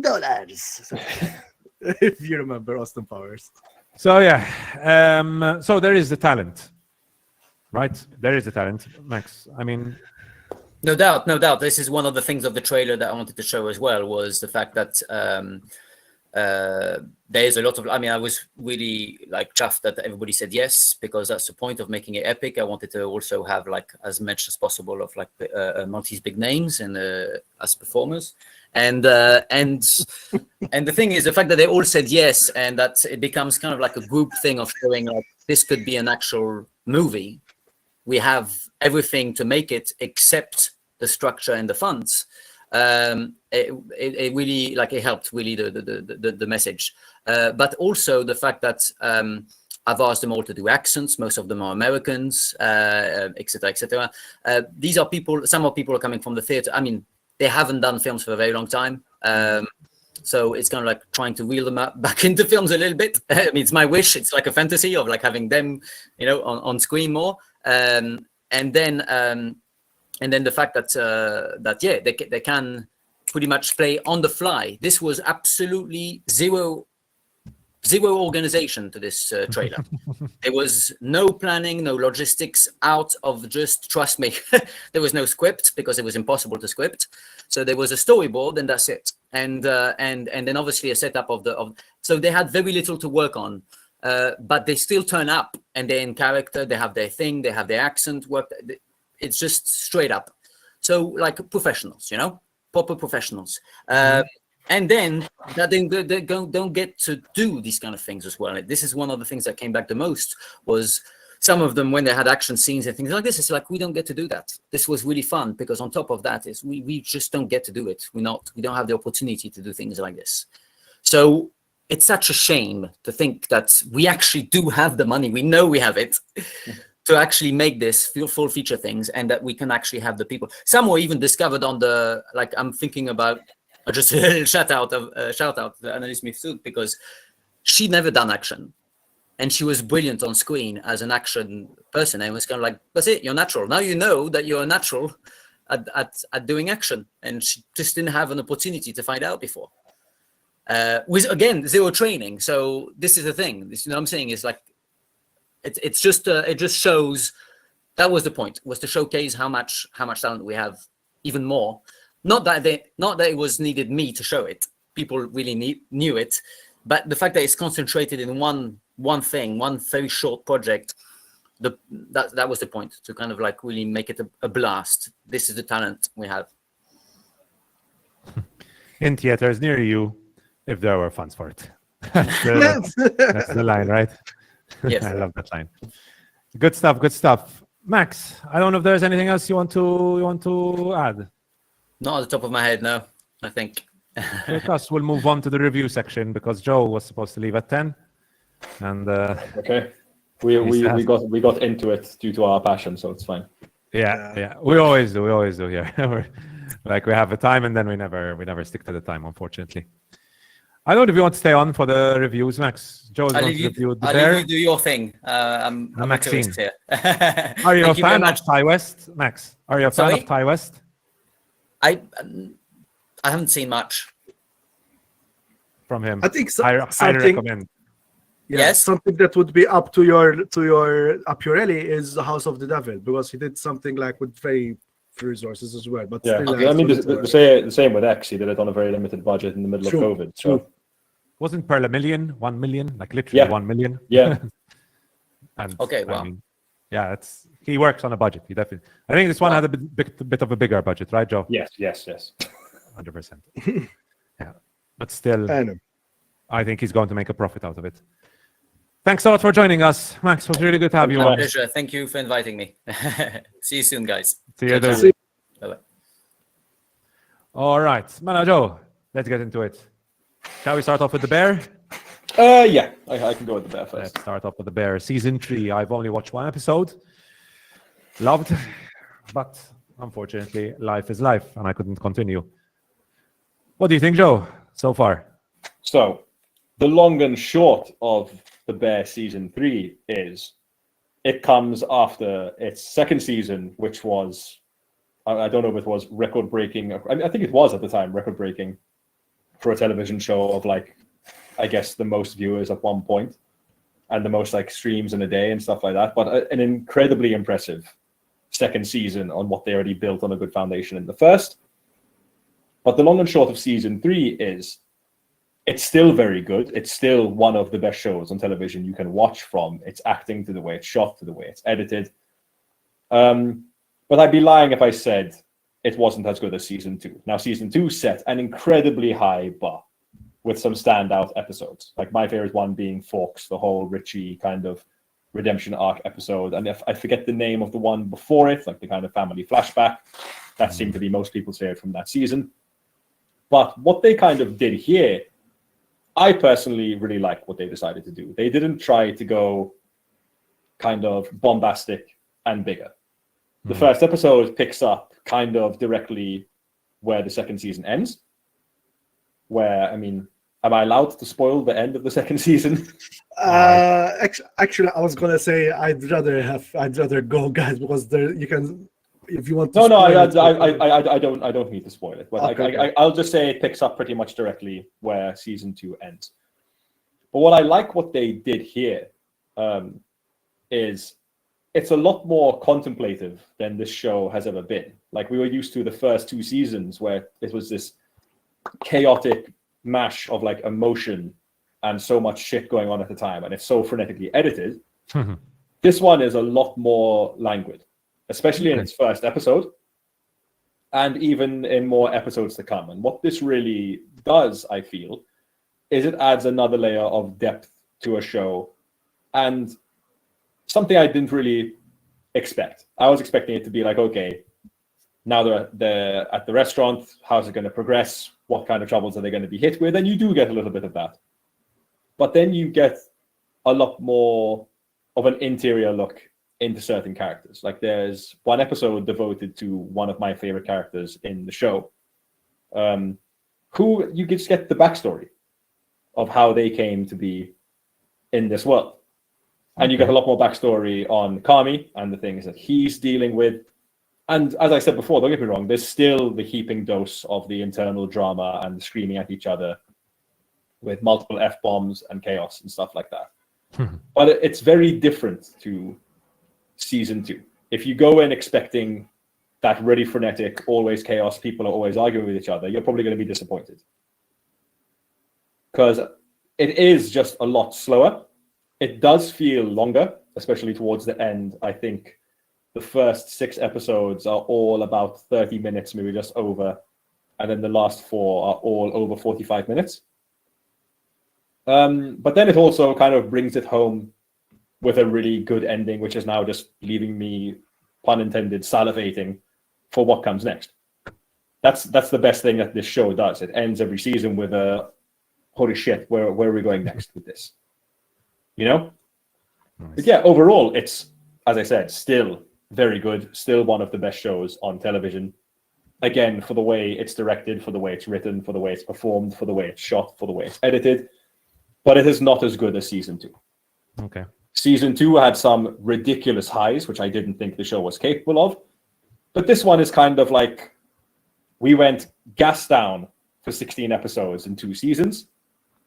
And this is now, we've hit cruise control a little bit, you know, like we're done doing cocaine and running through red lights. We're gonna cruise on the motorway for a little bit. And I think that's a good thing. Okay. Interesting. Is it more of like episode 1? Yes. Episode 1 is really not contemplative. It's very reflective. Yeah, the whole season is like that. Okay, interesting. I loved episode 1. So yes, I mean for me, I didn't expect it at all. I'm like, wow, this is a real breath of fresh air from the show, which is normally so crazy and stress-inducing. And you do get those moments, but it is, as you say, a lot more contemplative than the previous seasons. So you don't have episodes like 6 and 7. No. Right. You don't have anything kind of close to that. There's still very good emotional moments in it. I felt particularly the final episode as well, as I said, was very good and ends on a very curious note. And I do think the 4th season is going to kick up the stress again. But we'll see. I mean, I love the show. I did see like a lot of reviewers were saying, oh, now the show is relying too much on star power and stuff like that. I'm sorry, but this is a TV show which has created these stars. People didn't know who Jeremy Allen White was unless you watched Shameless. You didn't know who he was. You didn't know who Io Edebiri was. You didn't know who Evan Moss-Bacharach was. I do have to point out, though, in episode 7, I believe, the show is known now for bringing in like a surprise cameo from a performer that we know. And there's a particular one in episode 7 where it took me out of it for a split second, but I loved it. I thought it was hilarious, and I thought it was really well done. Okay. Good stuff. I'm looking forward to it. I'm really looking forward to it. Now, Joe, you got to watch Maxine. Obviously, Joe already reviewed this on his YouTube channel for a more detailed review. I'm going to bring up your review, Joe. In the meantime, I just want to no. While you look it up, I just want to, for the sake of fairness, apparently the Prime Minister said that the film must yield very strong returns to be justified on comments giving about the 500,000 short movie that caused this whole furore, basically. Where is this, Franco? On the Times of Malta. There's no decision has been, by the way, no decision has been taken yet on whether to publicly screen a 10-minute short film, which is believed to have cost at least 500,000 euros of. And I'm sorry, show the fucking short, you cowards. That's I know, but they're making a decision on whether to show a short film, which we basically paid for. You have to show it. It's our money. Show that's like building a statue and keeping it behind the curtain. Yeah, of course. With our money. Yeah, anyway. It's ridiculous. I get the feeling that a lot of people behind the scenes are very unhappy with this. Very unhappy with this. And I think now that the Prime Minister and the Minister, Clayton Bartola, and so on, are finding out about this, I think they are not very happy with what's going on, basically. I mean, I think overall, there is some good work being done by Johann Grech, honestly, in the film industry and bring it. No, Franco, don't say there isn't. No, I'm sorry, but it's no. Objectively, there is. Andrea, no, it's the work. Films are coming. No, Andrea, I'm sorry, I'm not giving it to him. It's the workers who have. It's the workers who work translate and get unpaid. No, I'm sorry. No, you're wrong. You're wrong, Andrea. You're wrong, Andrea. Nope. I'm not gonna be giving this vainglorious bastard any congratulations whatsoever. I'm not giving. I'm sorry. It's the workers. There is some good work. No, I'm sorry. Because we say he did 1, 2, 3 good things. The film festival. I said it, and I would say it again. It's being unfair to the workers who brought and made Mediterranean Film Festival happen. That's it. I'm not going. No, I'm sorry. I'm going to interject and say I agree with both of you because again, the person who is in charge of the film commission should not be this celebrity figure, which he seems to be portraying himself as. No, I agree. There should be credit to the programmers that brought good films to Malta. I do think that a lot of what is in the festival is very short-sighted. I can't imagine how much it cost to bring people like Mike Lee and Chad Stahelski to the island. And I wonder if we'll ever find that out. But it is good that such big names like that people will get exposed to. But then the fact that none of that knowledge can be built upon using public funds for local filmmakers or artists to hone their craft and then be showcased is shambolic. 100% too.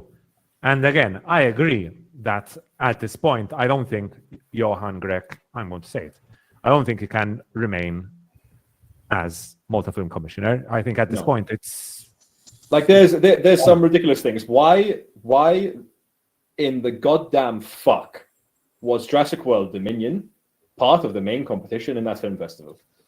A film that came out last year.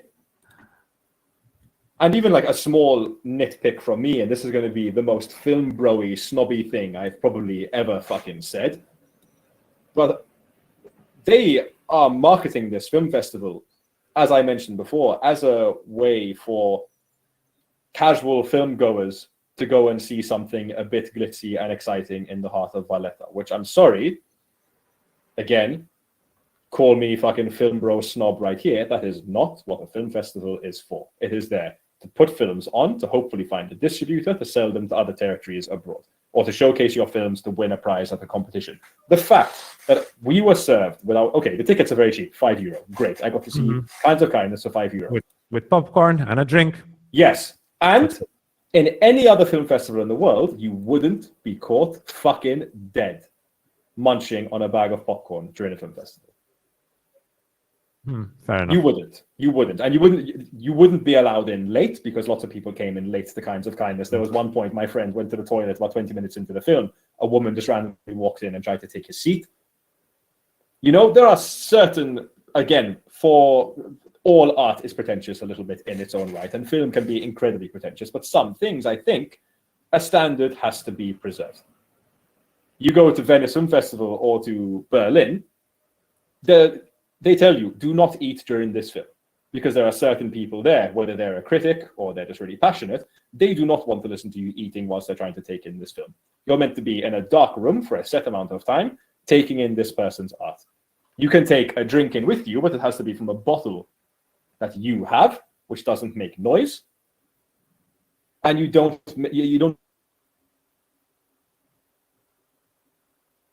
Joe, I think you cut out for Joe. Oh no, Joe's internet has gone. Oh no. Oh no. Anyways, I'll bide it by until we get Joe back. Maxime Durand commented they also invited Patrice Evra because Bartolo is a massive Man U fan. Oh yes, sorry, Jan. Again, I don't get what. Sorry, I disconnected there for a second. What did I miss? Yeah. What the hell Patrice Evra was doing in this festival? Like, Jesus Christ, man.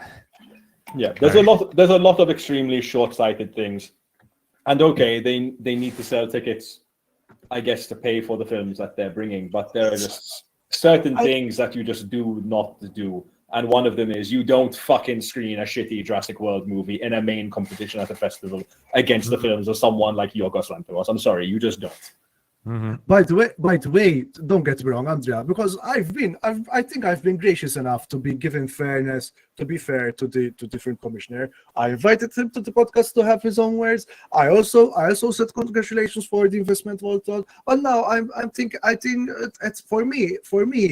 It's the limit for me that I no longer should be like, oh yes, let's be gracious about it. He's not being gracious it's not with the about being workers. gracious. No, it's not about being gracious. It's about stating the reality. And the reality is, for many people, work has increased in the past 5 years. Yes, but now, as we heard from Maxine, That's very true. it's Now- going away as well. Now, that is another Because issue. it And the issue is, increases at what cost? And as Franco has said, we have all put out invites to this man. I believe we are the only film-focused podcast on the island. Now, we are celebrities by no means. We do not have a huge platform by any means. Also, but this man is a public servant. He is getting paid from public funds, from our money. Mhm. And does he not think that we're worth the time for at least a bit of an interview? Like, to be fair to us, we have had some pretty substantial people come on this podcast who never even had to. The likes of Eric Linden, we had, I forget, his name escapes me. We had the Korean director as well. No, the not Korean, French Cambodian. Yeah. Oh my God, the guy who did Return to Seoul. Yes, that was it. Sorry, I thought he was Korean because I wasn't part of that episode, but I assumed he was Korean because he did Return to Seoul. But David Chu. David Chu, yeah. But yeah, you know, like if there's a medium where he wants to set the record straight, why not do it with three people who are really passionate about this, who give up their free time to do this once a week? You know?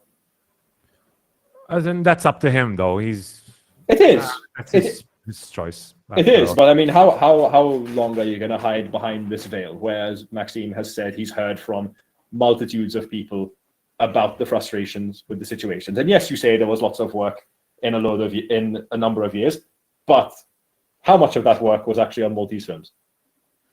No, that's obviously the criticism. Then that You know? leads to the criticism. We are essentially, for lack of a better term, whoring out our very well trained crews and our locations and our huge tax rebate to provide service for foreign productions, which is not a bad thing because that's going to happen everywhere in the world and it brings in money and we need it and it can be a very good thing. But you need then to channel that into the local industry. And there isn't one.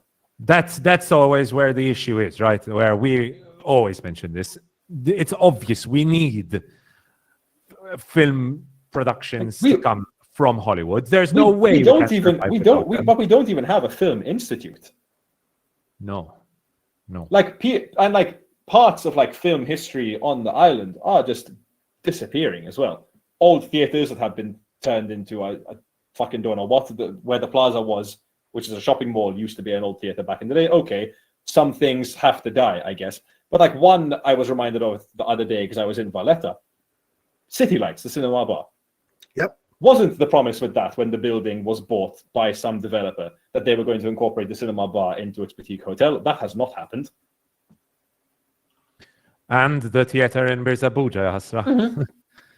You know, I don't know. I'd like to know what's happened to the old memorabilia that was in the cinema bar. There are posters in that place which date back to the 1920s, and gear and old film reels and old shells of cameras. Like it's part of the island's history at the end of the day.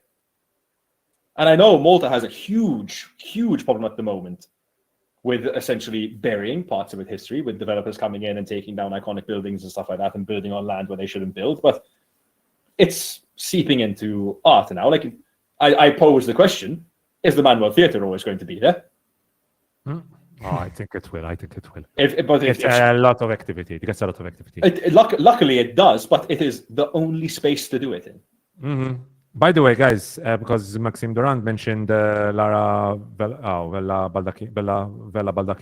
Mm-hmm. She posted as well about how her crew friends that are still not paid from Separati movie or the other three movies that have not paid. should also back me up. So we show we need more support for local talent, as this is what we do for living and not charity. We do have bills to pay when others are getting 12,000 euros a month, spending those huge amounts from our taxes. I myself went to Hollywood, keep on getting qualified internationally, yet barely called to do movies, asked to do minor jobs as they employ foreigners to do my work with double my wage, much better work packages. She comments about France, for example. I asked for a meeting face-to-face with Johann Grech. He cancelled 3 times on me, and I had to work the Malta Open Film Day using my own material and time free of charge, trying to meet him face-to-face.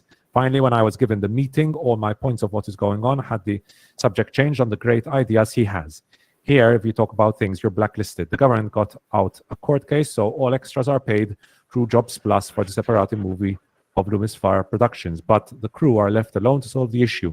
We had the contract, the invoices, paid the union, Government Workers Union, paid the lawyer of the union to chase producers, informed millions of times MFC, Minister, Prime Minister, MTA, and nothing was done. And we even have the minister's email here. Dear Ms. Vela Baldacchino, I trust this email finds you well. While thanking, this is Clayton Bartola, by the way, his email to Vela Baldacchino.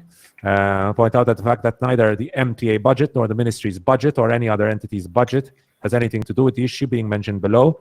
You may wish to get your facts right prior to putting them into words. Wow. My understanding is that this is a private matter between yourself and another private company, something which the MFC has also been following, but in which it cannot intervene. Neither can any government entity intervene in such a private matter. Had there been an issue of non-payment by the MFC, we would have gladly helped. However, this is not the case. In this regard, you may wish to seek alternative professional, perhaps legal advice as to what your rights and avenues for redress are in this case. Okay, wow, that was... Jesus. Yeah.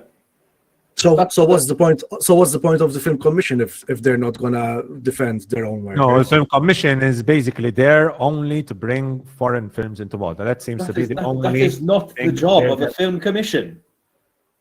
But that's what it seems to be at right now. And from what I can understand, that's the only reason for it, to set up these festivals. That's the Film Festival one, and to advertise Malta as a place where productions can come film. Yeah. That's basically what it's there for. This reminds me of a conversation I had with a friend of mine when I was back last week, because she had kind of asked me, she's like, oh, like whatever happened to the film dream for you of like writing and directing and stuff like that?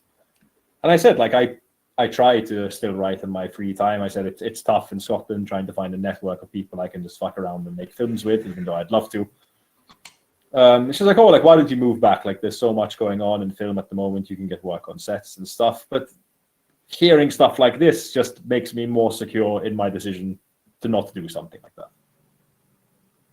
You know? And it's a shame. I would love to be able to go down that route in my life, to be home where I grew up and be comfortable and be trying to grow in that sector. But it's like, what's the kind of point at this? You know, what am I going to come back to Malta and work on sets and, like, let's say try and work in the camera department, work my way up to be maybe a grip or a camera assistant and continue to work on Hollywood productions? Okay, yes, great experience. You learn from foreigners and stuff like that. But filmmakers at the end of the day, I think Franco will agree with me, you eventually want to make your own film. Not even eventually, you wish you could do it tomorrow if you had the script and the resources, and you know it's tough work and you put up with it because you love it. But even practically as well, like if there's no foreign productions at the moment, at least you fall onto the indigenous industry. Yes. You know, it's not just yes, because if there's funds, you go, okay, guys, there's no foreign production coming until November, let's say. You say, okay, over the summer, I've got this short film script. We need a budget of, I don't know, 15,000 euros to pull it off, and then sure, we all get paid a little bit of something at the end of it. We can send it. That gives us funding to send it to festivals abroad as well. Let's do that over the summer. You know, put out a crew call, get a crew together. All our crew are so well trained. Even the small experience I had interning for a month on Lutsu, which was, by the way, a tiny crew, tiny for a feature film. Like I interned in the AD department, because there was one assistant director on that film. And You they know? also they did it out of passion as well. Yes, completely. You had the cinematographer, you had one camera grip, who was also basically the camera assistant. You had a focus puller, you had one sound operator, you had the director, you had the assistant director, and then you had people obviously working in costumes and all that, but on set. Then it was me and another girl who was interning. Tiny for a feature film, and okay, it's a very kind of quiet production and story, and it probably doesn't need much. But then you consider that film went to the Sundance Film Festival, and the actor in it, who had never acted a day in his fucking life before that, won the award for best newcomer in the competition it was in. That should have been like, holy shit, we can do this. And we can do this with a little. And imagine what we could do with a lot. Mm-hmm. You know, it's just, it feels very hopeless at this point, hearing all these things. Because even like, again, my mom has tried to convince me, she's like, like if you ever wanted to come back and do film, you know, like you wouldn't have to find a place to live. You can come and live with us. Or there's your flat as well.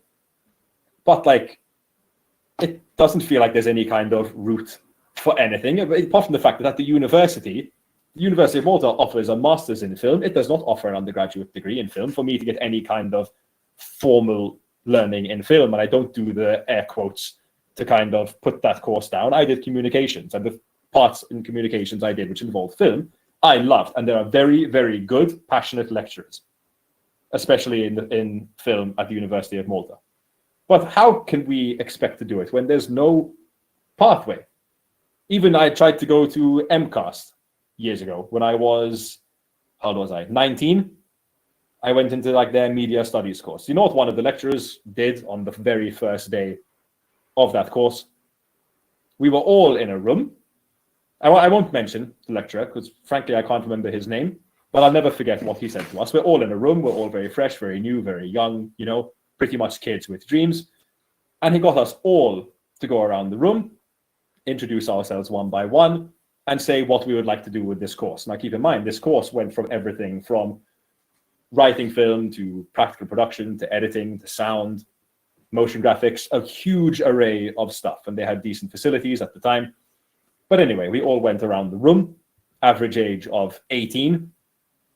We all said what we wanted to do. So people be like, oh yeah, I'd like to do this so I get a background in film because I'm a budding actor. I want to do this because I want to be the Maltese Tarantino, you know, kids' dreams, good things. And when we all said this, he stood there and he said, with this course, you will never do any of the things that you just said you want to do. He said the best you can hope for is you can be a camera operator for like TVM, or maybe you can be a live editor for Sharabank. What? Is that what we're trying to instill in young people who are creative and have dreams and want to do something?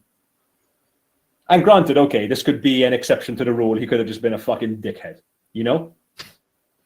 But, like, I lasted a year in that course just because I was so uninspired by everything. Because that kept playing in my head. I said, fuck, am I going to do 4 years of this course to go and work on a Maltese national television station? You know? Well, anyway, it's a whole thing. Yeah.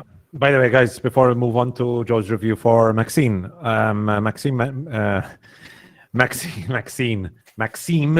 Durand mentioned Nathan Camilleri, who mentioned that at the Malta Film Awards, I got paid 120 euros for my job as an actor, 120 euros. A job that required days and hours. I always got told that the budget was not that big in Malta. But then we go and pay the host 120,000 euros for a night. But the question is why? Why didn't we hire a Maltese personality to host? And if so, are they going to get 120,000 euros? We divide the 120 euros that I got into the hours I worked. I'm not sure it will add up to €1 per hour. I mean, if we're going to pay one worker properly, pay all the workers properly. Mm-hmm. Right? Anyways, so that's just to conclude that discussion. Now, Joe, I was just about to mention how for the longer review, people should come onto your channel and watch your review. Yes, please. You can see Maxine. me being very tired. Yeah. What was the time here, Joe? About 1 o'clock in the morning. Oh, damn. Okay. Yeah, because I went to the film at 9, and then by the time I figured out the setup I was kind of happy with, I decided to sit down and do it. So go check out Joe's review there. Make sure to leave a like and comment. I haven't commented yet, but I will. But Joe, just quick thoughts about Maxine. I'll basically summarize what I said kind of in my review. And it is, if you are a fan of Ty West, which I am, and you're a fan of the previous 2 films being X and Pearl, you will enjoy this film. What you won't do is enjoy yourself as much as you did in the previous 2. That being said, this one is much bigger with a huge star-studded cast. I mean, you've got Mia Goth, you've got Giancarlo Esposito, Michelle Monaghan. Kevin Bacon is back, and I really liked his character in it. I thought he was very good. Mia Goth is great in it, but kind of has less to do than she did in the first 2 films. Those really were kind of the Mia Goth show. And this one kind of is, I guess, but it's nowhere near as showy, and the performance obviously doesn't have to be showy to be good. But I did want her to sink her teeth in a little bit more. But my biggest issue with it, and again, I still like it, still a good film, is what I like the most about X and Pearl is that they were kind of riffs on very, very famous genres in the horror sector, or subgenres, for lack of a better term. So you had X, which was kind of exploitational, very Texas Chainsaw Massacre, looks kind of cheap, but isn't very effective, especially in its use of blood and stuff like that. And then you had Pearl, which was a little bit more contemplative, definitely more psychological, and I guess darker to an extent, and just a very good prequel in its own right. And the way this was marketed, Maxine, is it's this bigger like crime caper. So you've got Maxine, who is now trying to break into films after her stardom in adult films, but you've also got this thing of the Night Stalker going on, who was a real serial killer in the United States. And I don't know what I thought it was going to be, but there's a line said in the film by a particular character, namely Elizabeth Debicki, and her character is a film director who's put Maxine in one of her movies, is she wants to make a B movie with A movie ideas. And that's definitely what Ty West is trying to do. Yeah. But as I said in my review, there's not enough of either. Like, there are these B movie flourishes, especially in the use of gore and certain actions that characters take, but then there's not enough A movie elements at the same time. You know, it's not, I guess, clever enough to really put those 2 things together. And I think I would have liked it more if it was a lot more B movie-ish. If it was a little bit more tongue-in-cheek, a little bit less self-serious, because this is extremely self-serious this time round, where X was not. And I guess Pearl is pretty self-serious, but it's just a different vibe as a whole. And I guess it kind of affords that with the story it's telling. But yeah, it's still good. And the soundtrack is really good. The acting across the board is good. Granted, the only 2 performers that really have a lot to do are Mia Goth and Kevin Bacon. And I thought Kevin Bacon was great. He is doing a particular accent, which can be a bit difficult for some people. I really liked it. But the rest of the cast are kind of just doing like bit parts. They're not in it enough, and they don't have enough to do to really make an impression. I thought Lily Collins was fucking dreadful, as I mentioned in my review. She's just doing an accent which is not where she's meant to be from, and even the dialogue she's given is just not good.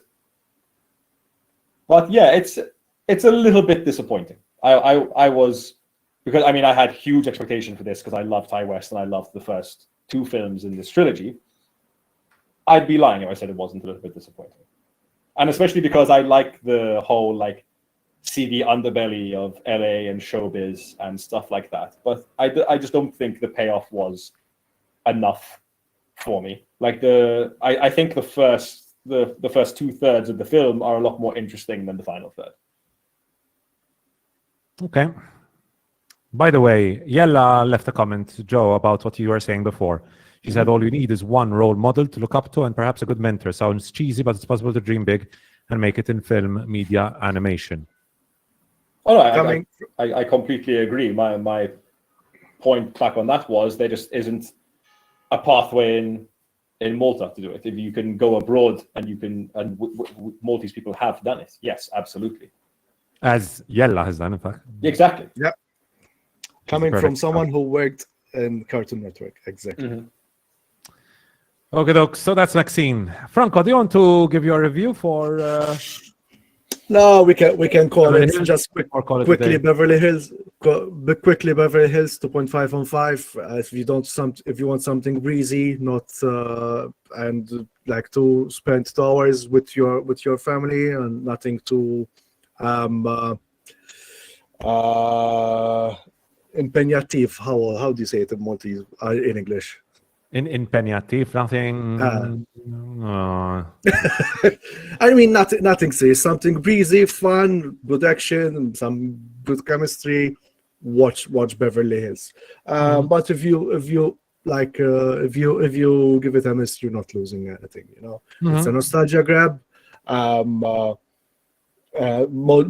Many of the original cast with Judge Reinhold come back. Very old Judge Reinhold, but on the I mean, but you know what you're going for. It basically says what it does on the tin. Yep. So for me, it's a 2.5, but a decent 2.5. Okay. And with that, guys, I think we can end the podcast. It's been a good 2 hours. So not more than 2 hours now. 2 hours. 2 hours plus change. 17 minutes. Yeah. I am exhausted. Jesus. I'm starving.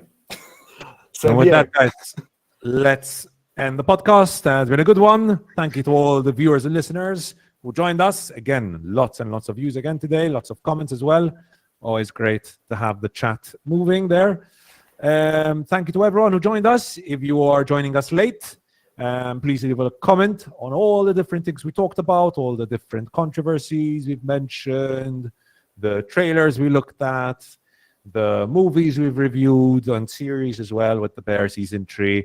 Comment, and let us know what you think about the podcast. I hope you had a good time. I did have a good time. Franco, I hope you did as well. No.